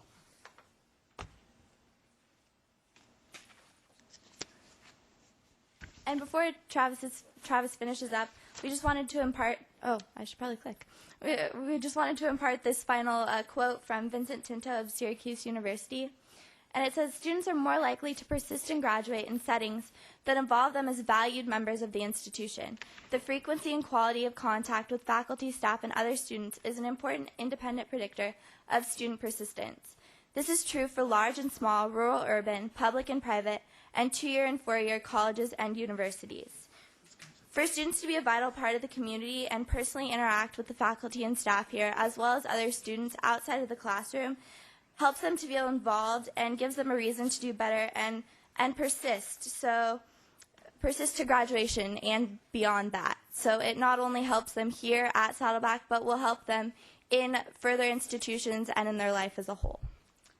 And to finish up, I leave you with Travis Fuller.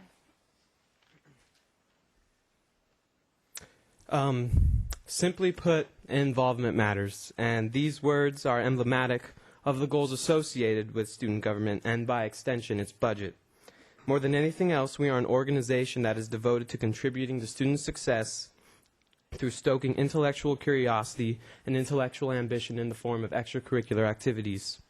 We believe that it is an undeniable fact that students who immerse themselves within the campus life of any university or college are more likely to succeed in school and life, and it would be a terrible shame if that were to be compromised in any fashion.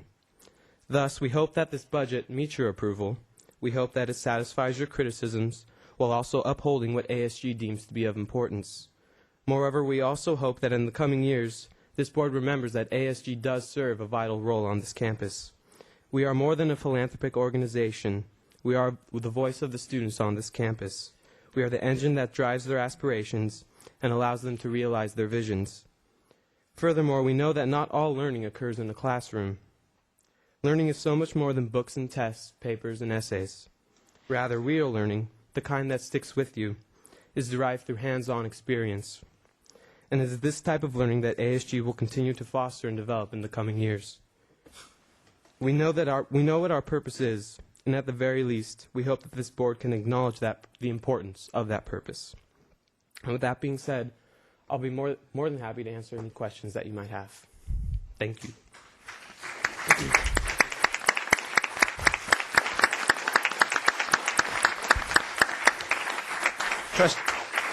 you. We begin with a question from Trustee Lang. Yes, really 3 things that I had. First, I wanted to congratulate all of you on an outstanding presentation. I know how much hard work you put into it, which I tried to acknowledge the last time you presented to us, and I know now that President Burnett has told us how many additional hours that you've put in, and I very much appreciate you having addressed the concerns that we raised the last time. And in my view, I think you've done a great job of doing that. And having said that, I'd like to make at least the initial motion to approve the budget. Second. That's a good sign, guys. Trustee Milchiker. I, too, echo President Burnett's feelings that I was very, very proud of you last time, and I'm even more proud of you this time. I think all of you have worked very, very hard to meet some of the trustees' concerns about your budget, even though I didn't have those concerns, but other trustees did. And I really thank you so much for all of the hours that you put in revising your budget, and also the fact that you contacted, you got the whole college involved. You contacted all of the faculty that needed your funds to help their programs, and got everyone to buy in. They needed to streamline their budgets, and it sounds like you got buy-in from everyone. So you're on your way, Travis, to becoming like a fabulous politician. So that's really, really good. And She means that nicely, though. yeah, I mean that in a good way, you know, like an ethical politician. So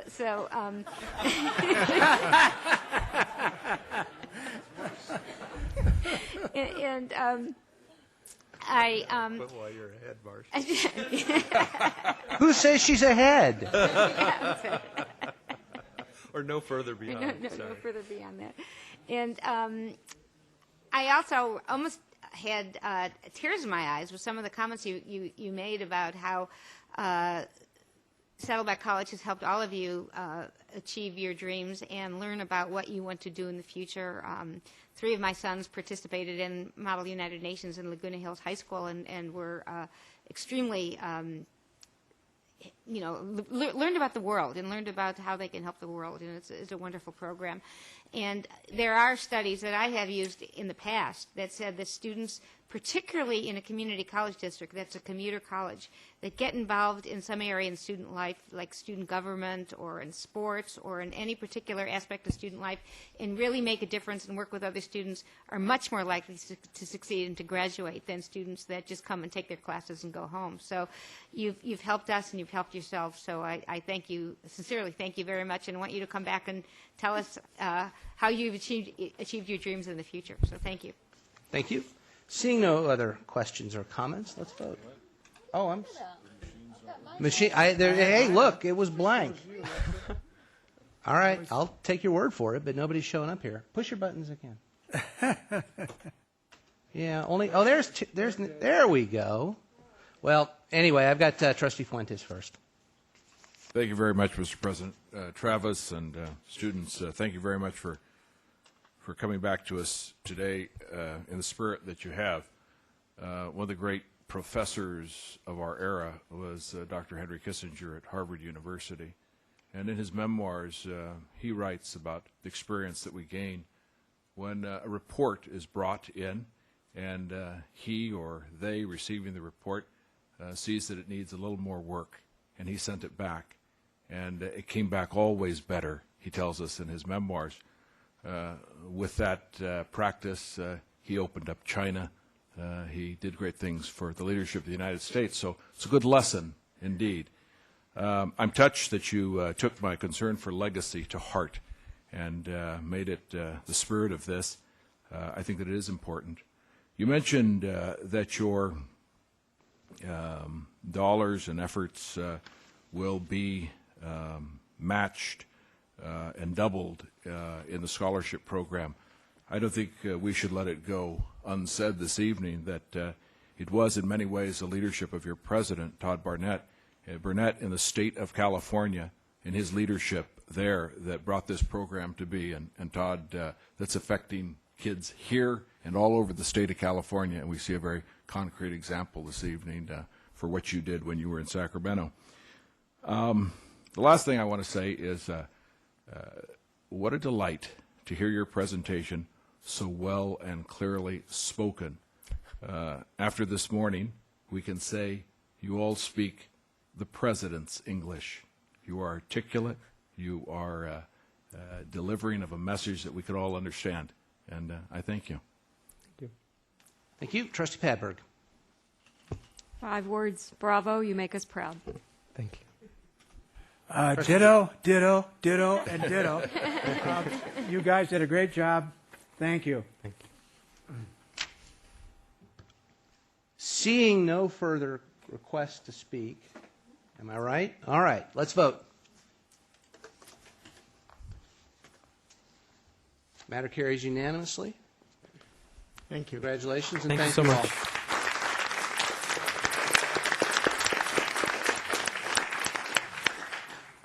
All right, We are going to, in the interest of time, omit our discussion item 4.2 tonight and see about getting through the rest of the calendar. Let's turn to the consent calendar. Trustee Williams. About a point of order at this time. Point of order at this time while people are exiting. I will move that we extend the meeting time for 40 more minutes until 9:30, rather than interrupting an item right at 9. Is there a second? Second. All in favor? Aye. Aye. Opposed? Abstentions? Matter carries unanimously. All right, let's, here's what we will do at this point. I've got requests here for breaks, so we will pull items from the consent calendar. We will take a break. We'll come back and finish the evening's festivities. And Trustee Lang first. Items to pull. Yes. For purposes of recusing, I am pulling items 5.7, 5.8, and 5.18. Trustee Jay. 5.1, about the item I spoke to you about a few minutes ago. Okay.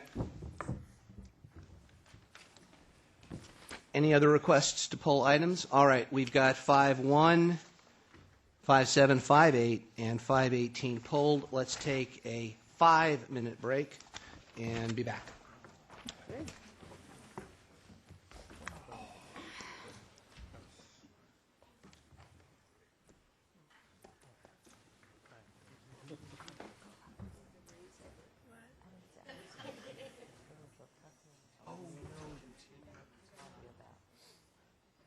Is that on the consent calendar? Oh, shit, you're right. Oh, shoot, you're right. Okay. Good catch, thank you. 5:17. No, it's not that one, though. No, Trustee Ray. Oh, that's 6. No, okay. No, that's 2:10. Nancy? It's 6:17. That's not on the consent calendar. 6:17, not 5:17. It's not. We're okay. Oh, that's what she wanted. That's where we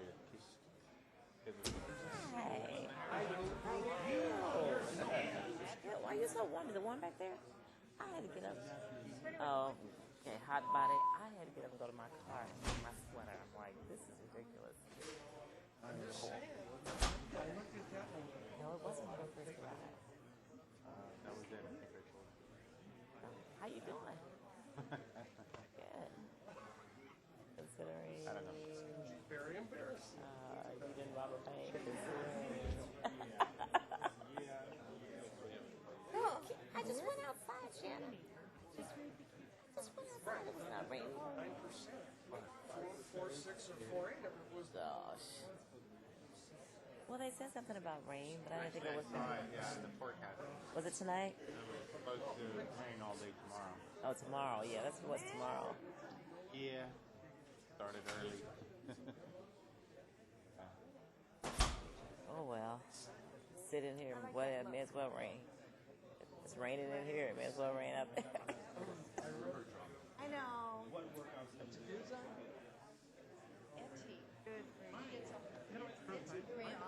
Wasn't it awesome?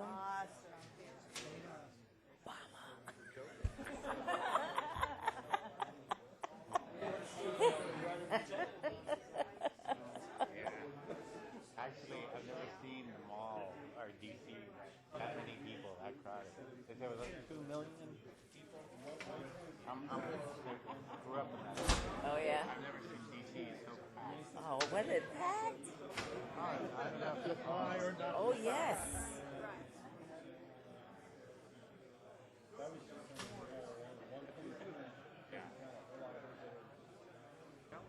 Yeah. Standing, it was in front of the Capitol and all, like the mall. And that's between the Capitol and the monument, it's a mile, and then from the monument to Packed. It was amazing.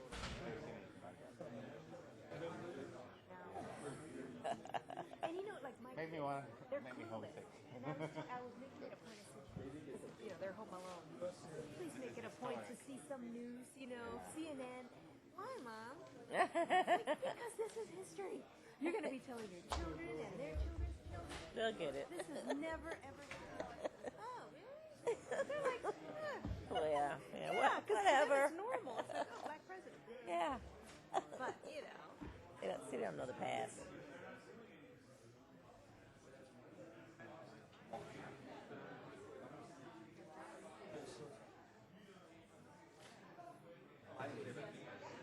Not in our lifetime. Yeah, I heard that. We weren't counting.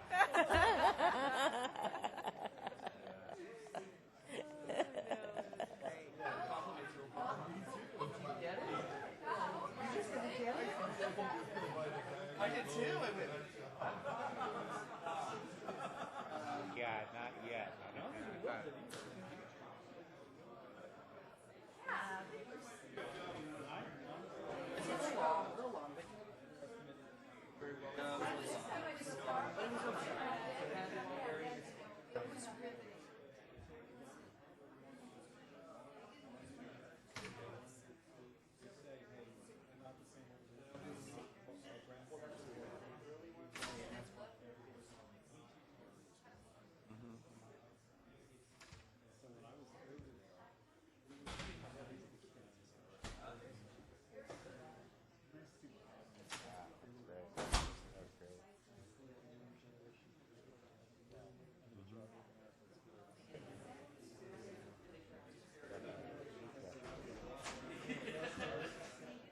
If we stay the same, we're gonna die.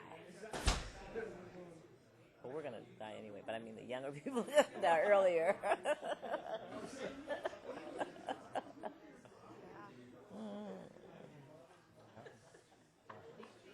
Special. Made me want to. I was thinking about going back to the store. See that live. That would have been good.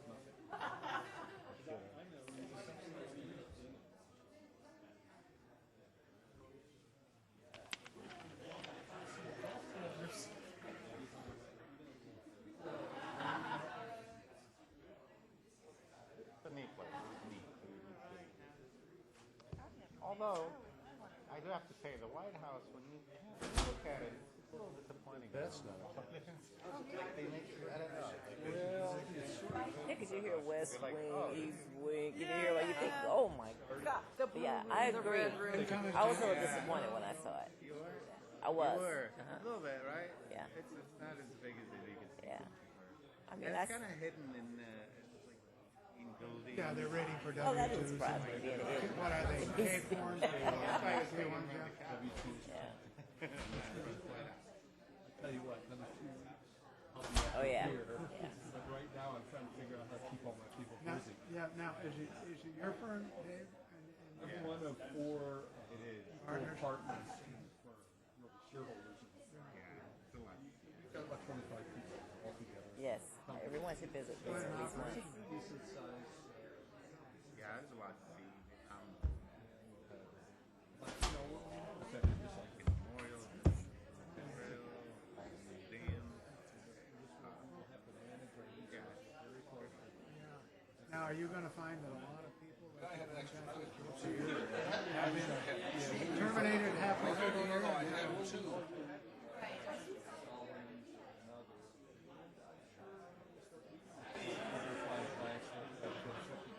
Hardships that we deal with in terms of counseling.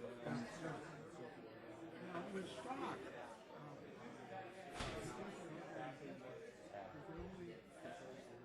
claim 3,000 in losses. It's so awesome that it just happened to be the day after the day we celebrated Martin Luther. Just the 2 days in a row. Yeah. Awesome. Is that? Yes. Yeah, but so many people have had several 100,000 in losses, including me. Yeah, right. But a lot of people are just I know, tonight. I know. Last night I went. take more than the $3,000 carryover excess. And that is, A, you'll use them for offset. I know. Increase the capital gains, You do. pay capital losses. I know that's right.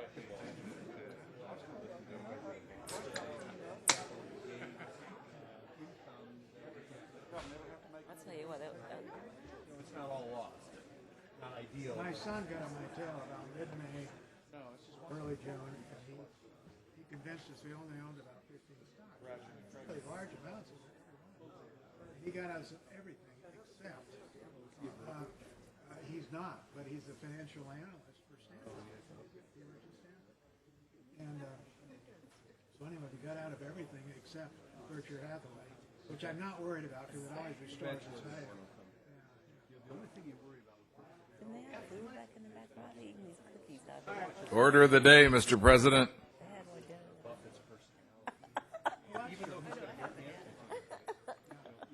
All right, we are back.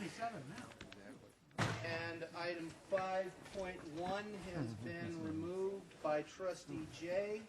Let me entertain a motion to approve the... So moved. Wait a minute, I don't have... You want me to explain it? No, wait. Let's get the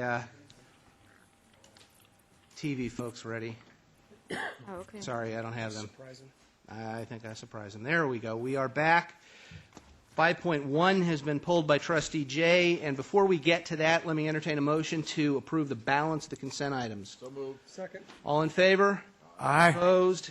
Abstentions? Matter carries unanimously. All right, 5.1 pulled by Trustee Jay. Yes, it says in this motion, it was the organizational meeting. It's on 3 of 9 in Exhibit A there. It says the motion passed on a 5-2J with trustees opposing and Jay opposing. And I did not oppose the election of Trustee Fuentes. I told you about that at the break. I'd like that motion corrected because I did vote for Mr. Fuentes. But it was kind of goofy because somebody was going to move all the positions at once, and somehow it got goofed up there, and it looked as if I was voting against Trustee Fuentes. I did not. All right, we will amend the minutes to reflect the one no vote. Yes, sir. You might check the tape, but I don't believe that I was anything but unanimously elected. I do not believe Trustee Padberg voted against me because I commented to Trustee Williams, well, John, I got one vote more than you did. So it's my distinct recollection that the clerk of the board was unanimously reelected. I recall high praise and comments for his service. I remember that there was noteworthy words put into the minutes about the good job that he does, and that there was no reason for anybody to vote against him. That's my recollection. Amazing recollection. We'll second that. Do we need to vote on that, Mr. President? I don't believe it. Trustee Lang, are you addressing this item? I was just going to move. All right. All right. We will take a motion for approval with the changes, but not necessarily the comments by Trustee Fuentes. Just the vote, just recording the facts. So move. Moved and seconded. Let's vote. Matter carries unanimously. All right. Also removed from the consent calendar and for purposes of abstaining, items 5.7 and 5.8. 5.7 is the Utt Library Renovation. Pulled by Trustee Lang. Any discussion? Yes. Go ahead. Wanted to make was the reason that I am recusing myself was because I did receive campaign funding from the company that's involved with this item. All right. Very good. Further discussion? Let's vote on the item.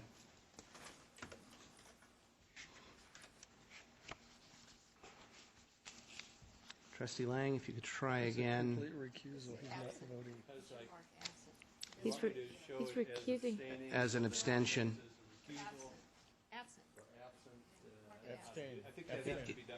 You have to reprogram it. It's not abstain, it's recusing. We've been through this. We have to, because of the limitation of the system, do an abstain, which we will then record as a recusal. All right, very good. And item 5.9 also pulled, I'm sorry, 5.8 also pulled by Trustee Lang, and for the same reason, I believe? All right, further discussion? If you could clear the board, please, and we'll vote on this.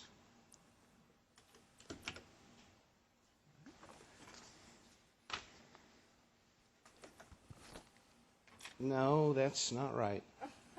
No? You should have been able to be. You can't even press absent. You can only press abstain. Clear the board, please, and let's try it again.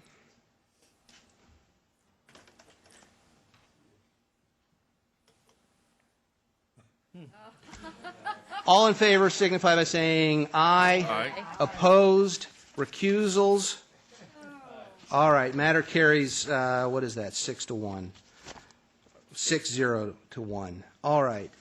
And last but not least, I believe 518 has also been pulled by Trustee Lang.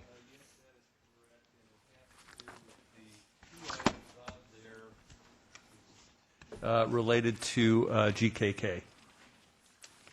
Those would be the two items that I would ask be removed for me to abstain on, or to recuse on.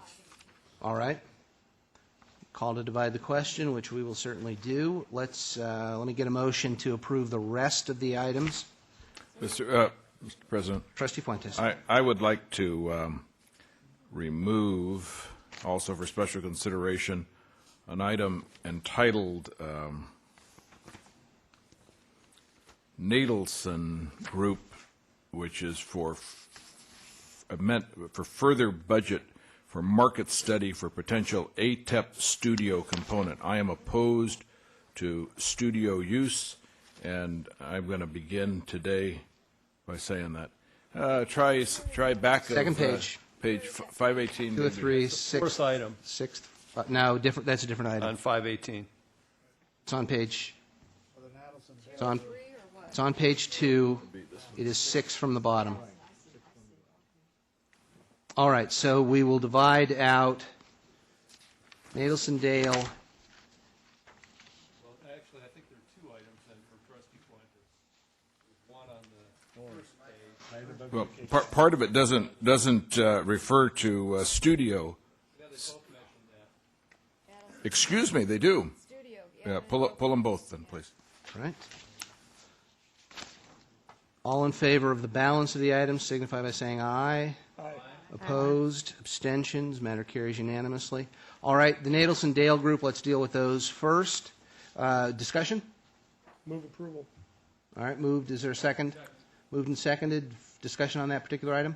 By way of discussion, Mr. President, I would just state for the record that I have made comment that I am opposed to the use of public property for Hollywood-style studio production on public property in private-public sector arrangements, and if I would not support it, I don't see any reason why I would want to study it. So I'm going to go on record in opposition to both of these items. Okay. Let me ask Professor Cosgrove, do you have a question or comment? I don't know this particular item, but is there an instructional value to that studio? And if there is, then I think you need to consider what that value is and how it might affect students. All right. And further questions or comments from the board on that item? All right. Trustee Padberg, did you push your button again? Because No, it is I not didn't. I did registering. not All push right. it. I'm sorry. I'm All right. No. Just for future, make sure you get my attention. Throw something at me or Right. whatever. This is Something for like- study, is that correct? Yes. But we're going to pay him $50,000 to study him? 61 grand to study him. Mm-hmm. Okay. All right. Let's see if we can. That's all I've talked about right now is Natelson Dale. All right. Is it the board's pleasure that we take both Natelson Dale items together or each one separately? All right. together is what I'm hearing from everyone. Let's see if we can vote electronically on that. Looks like we can, and it looks to me like the matter carries with 2 no votes. All right. Now, we are back to what started all this, which is Trustee Lang. It's the GKK contract, and which one? Oh, okay. All right, very good. Discussion on the GKK contracts? All right. If you would clear the board, please, and let's vote on the 2 GKK contracts that remain. Is there a motion to approve? So moved. Good, thank you. Second? Bill? Second? Second. Good, thank you. And that is a recusal by Trustee Lang. Otherwise, the matter carries with 6 yes votes. All right, we are past 6.1. We are now at 6.2. This is a public hearing. Pursuant to our action last month to call a public hearing, we will now recess temporarily the board meeting, open a public hearing to discuss the easement agreement. Madam Secretary, are there any requests from the members of the public to speak? Hearing none, questions or comments from the board, we will close the public hearing and move back to the Board of Trustees hearing. We are at item 6.3, which is a matter here for approval, the AT&T grant of an easement. Second. Discussion. All right, let's vote on it. There we go. Matter carries unanimously. 6.4 is here for approval. This deals with ATEP security services. Is there moved and seconded? Discussion? All right, let's vote. Matter carries unanimously. Item 6.5, an agreement for special services for the ATEP project. I'll entertain a motion to approve. Or not? So moved. And is there a second? Second. Discussion? Let's vote on the item. Matter carries unanimously. 6.6.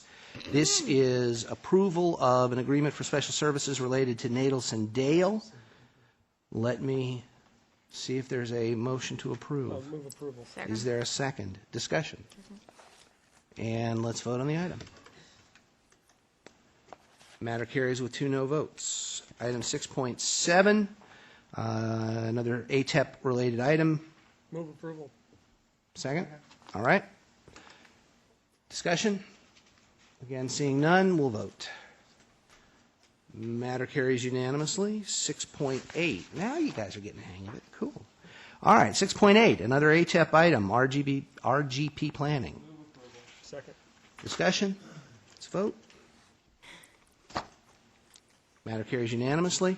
Item 6.9, non-resident tuition fees for foreign and out-of-state students. Move approval. Second. Moved and seconded. Discussion? Let's vote. Matter carries unanimously. 6.10, sabbatical recommendations. Any changes for David? Is there a second? Second. Okay. And any amendments or changes to this item? I've been asked to ask. No? All right. Discussion? Seeing none, let's vote. Trustee Milchiker, please. Oh, sorry. Didn't register. That's In okay. favor. And matter carries unanimously. 6.11, CCCT Board of Directors nominations. Are there any nominations from this board, of members of this board? Okay, somebody needs to tell me who's going to speak or press a button or something. No nominations. Oh, there are none. Okay, no, I understand that. It can only be, that's what I was saying. Move the table. All in favor? Opposed? Abstentions? Matter carries unanimously and is tabled. 6.12, board policy revisions. Move approval. All right, and this is, I think, a third or fourth time it's been here, so it is for action. That was my question. How many times has this item been? This is the third time, final time. All right, Trustee Fuentes. Oh, no, that was from the last item. Oh, I'm sorry. Thank you. Trustee Lang, and you've had your question answered? All right, let's vote on the item. Matter carries unanimously. Item 6.13 is here for discussion and approval. It is another board policy revision, and let me take just a second to address this one, if I might. During the accreditation work that was done at Irvine Valley College, President Rockmore and President Gabriella noticed a fairly interesting and large omission. Apparently, we had no policy with respect to delegation of authority to the college presidents.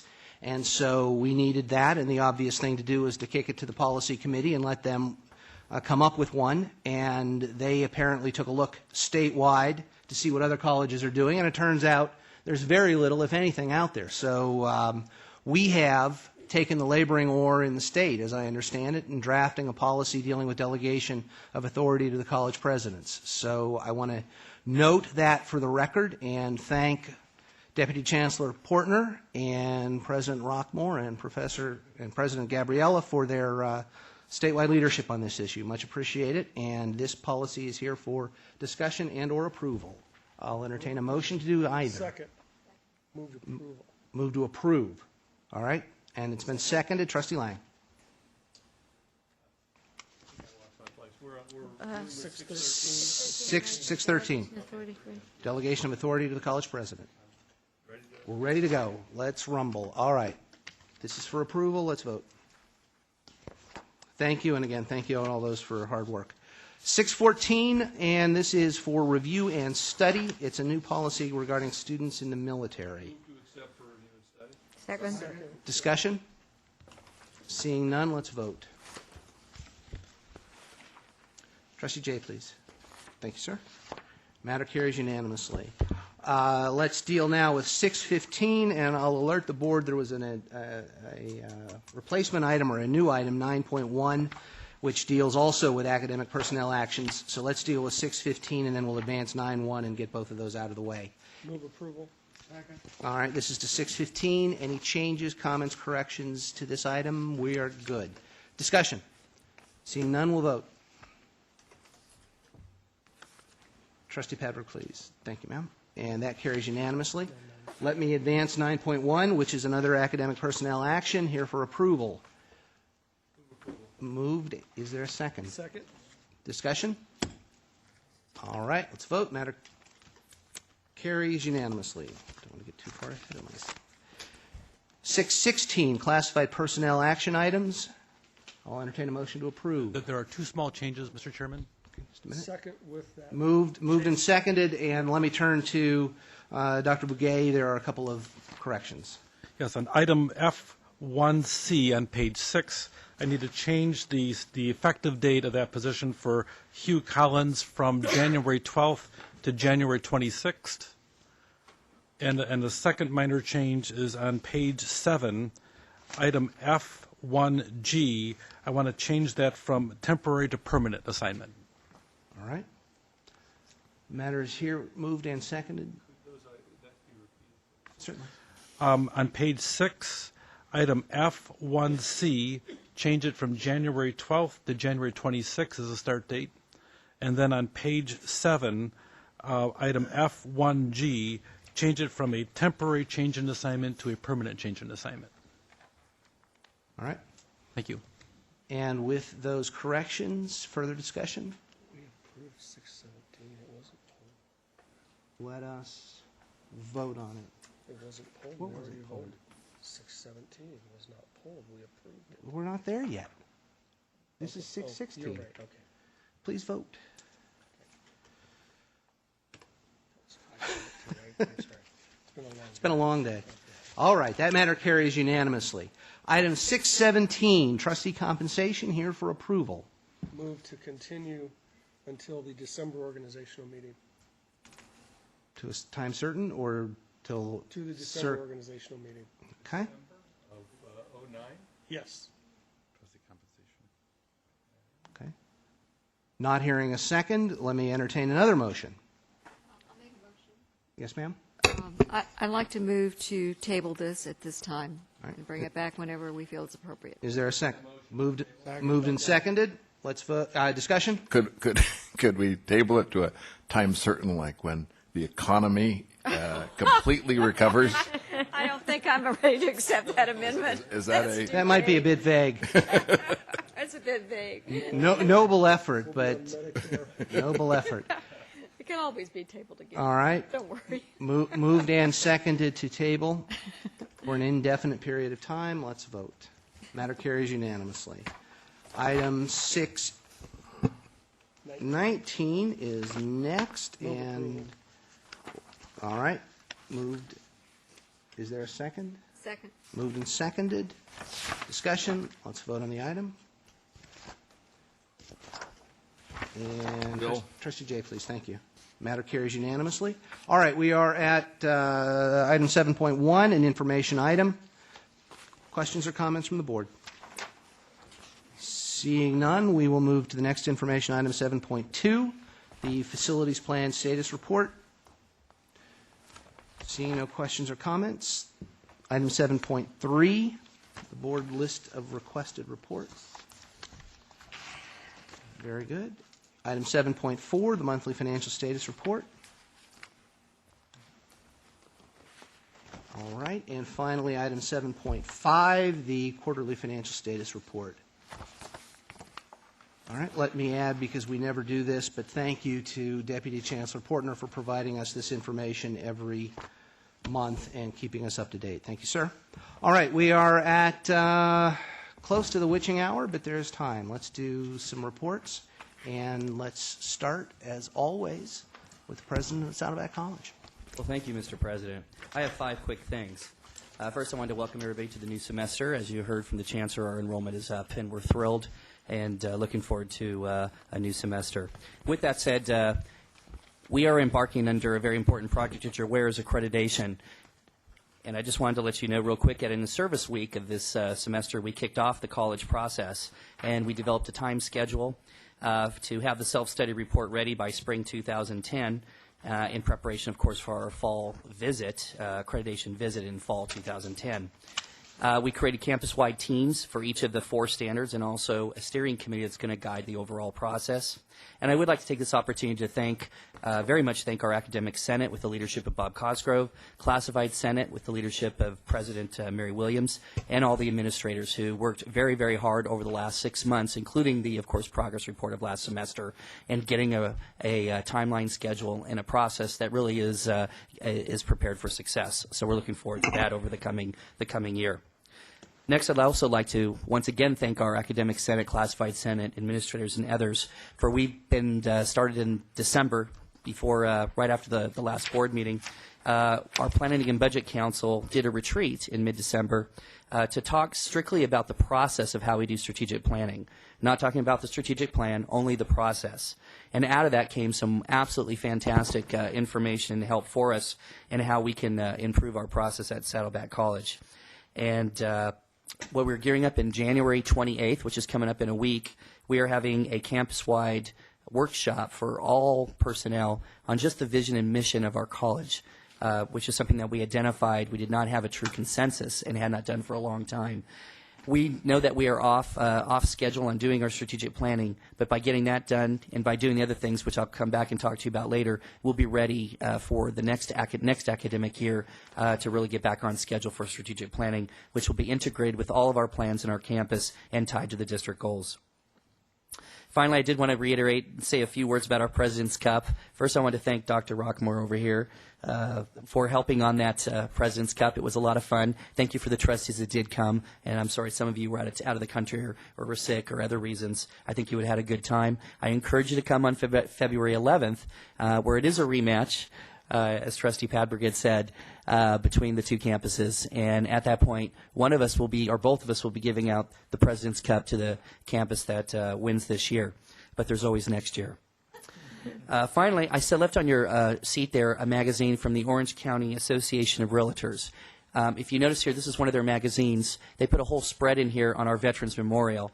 And I should like to publicly acknowledge them, and we have other opportunities in the future, that they have pledged and have already raised $25,000 for our Veterans Memorial. And if you look at the beautiful spread that they did in here and elsewhere, really what a great partnership for one of our organizations that, frankly, right now are probably not doing so well in this current environment. So we really appreciate all that they did. Finally, I wanted to thank the entire board for acknowledging Professor Howard Adams, who's truly a cherished and special member of the Saddleback College family, and he will be sorely missed. And once again, thank you for closing the meeting in his memory. Thank you. Thank you. President Rockmore. Thank you, President Wagner. A couple of reminders here. I'll make this very, very quick. Ray Bradbury is coming, and each of you have an envelope with 2 tickets in it. We've set aside a block of seats. If you could let me know if you can attend, I would appreciate that, so that we can make sure that those seats are filled. January 28th at 7 p.m., and should be a very good talk from him. The second reminder is our 22nd annual Astounding Inventions. You're all welcome to be a part of that. It's a wonderful day. It is a Saturday, January the 31st, and this is the one where we host grade school kids up through 8th grade, and they've already worked out inventions, and they come to the campus to have those judged. We end up giving a scholarship to award winners, and in the form of a check for both Irvine Unified School District as well as Tustin Unified School District. It's a very impressive event to be a part of, so I hope you can make that. And likewise, I'd like to thank President Burnett for helping putting together the President's Cup. And IVC is down by 2, but I'm sure we'll be back up in good order on the 11th. So thank you. Thank you. On behalf of ATEP, Dr. Peebles. Thank you and good evening. Well, first, my thanks to the Chancellor and the college presidents for involving me in many, many meetings and introductions, and I have truly been dropped into the fast lane.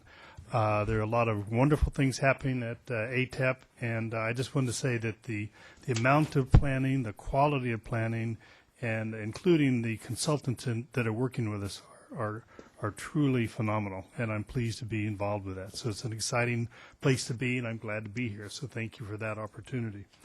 A couple comments, just with the 1,000 enrollments the Chancellor mentioned, that's double our enrollments from this time a year ago. So that's really quite exciting. We've discovered that Saturday's popular at ATEP also, so we're going to pursue filling classes on Saturdays with the 2 college president's assistants for next fall, which we thought we topped out. We filled every class in every corner, but now we're going to go after some weekend classes and probably continue to grow, so it's a good thing. We're also, as you're hearing, making good progress on the concept plan, which you'll hear more about this next month. And also there's some opportunities that we're already pursuing with some of the help from the staff at ATEP to look at some grants and funding opportunities to improve some of the programs we already have. With that, I thank you. Thank you. On behalf of the IVC Academic Senate, Professor Gabriella. Yes, thank you. I'd like to also report that IVC has kicked off our accreditation 2010 self-study. I want to thank Board President Don Wagner for agreeing to serve on our steering committee. Yeah, once again, it won't be as intense this time, I promise. And Deputy Chancellor Gary Portner as well for his help in serving on the committee. Although Deputy Chancellor and the Board President won't be with us, but 7 of us will be attending Accreditation Institute this weekend, or next weekend, January 23rd through the 25th, where we will be receiving more training in this process. Also, I would like to say that thank you for passing the delegation of authority to the college president. We've been worried about what our college presidents have been doing. So it's helpful to know. And also, just like to say that we're very busy inside the classroom. Of course, the enrollment growth is fabulous, and we're seeing it in the classrooms. But it's wonderful to see all the kids. Thank you. Thank you. On behalf of Saddleback, we have Professor Cosgrove. Thank you. Just to reiterate, we'll be also sending a team of 10 people up to the San Jose site for the accreditation workshop, which is conducted by the State Academic Senate. All right. Thank you. And my good friend and sparring partner, Professor Haggerty, on behalf of the Faculty Association. Thank you, President. That's enough. Thank you. All right. I told you you've been cutting me off. Excuse me, I forgot myself. Go ahead. Okay. You want to try this again from the top? You have the floor, sir. Thank you. First of all, I'd like to start off by thanking Trustee David Lang for his comments about the faculty and the realization of how hard the faculty works at both our colleges and how committed they are to the success of our students. And they do work very, very hard. And so that's part of my emotion in regards to wanting to see the faculty get some relief because the morale is low and is declining steadily. I feel that if the faculty realizes that the board is in support of faculty having a living wage that they can take care of their families like other workers can take care of their families, that takes a lot of the stress off of the faculty. So I would request, as the president of the Faculty Association, that the board table the discussion about the contract at time certain so that it doesn't just linger and then we can find a way to work together and get some relief to the faculty because they're not sheltered from the downturns of the economic crisis that we're experiencing either. So it would go an awful long way to provide some support for them. Thank you. Thank you, sir. Let me turn to the Police Officers Association. Thank you. I'd just like to say that the POA thanks the board for doing a great job with the budget for the district, and also we'd like to say that we support the faculty in their fight for their 9% raise, which it sounded like to me that they deserve. And that's all. Thank you. And on behalf of the IVC Classified, Ms. Dixon. Actually, for Shannon Morehouse that had to leave for CSEA, I am first vice president of CSEA. And I would like to say contract, please. And as Senate President for IVC, I'd just like to say that IVC is very, very busy. I never thought that I would say I love seeing the parking lots full, but students are everywhere, and it is just fantastic. We're loving it and trying to give very, very, very good service as usual. That's all. As usual, we'll all second that. Thank you. Seeing no further business, I'll entertain a motion to adjourn in memory of Howard Adams. So moved. Second. All right. Thank you all. Thank you.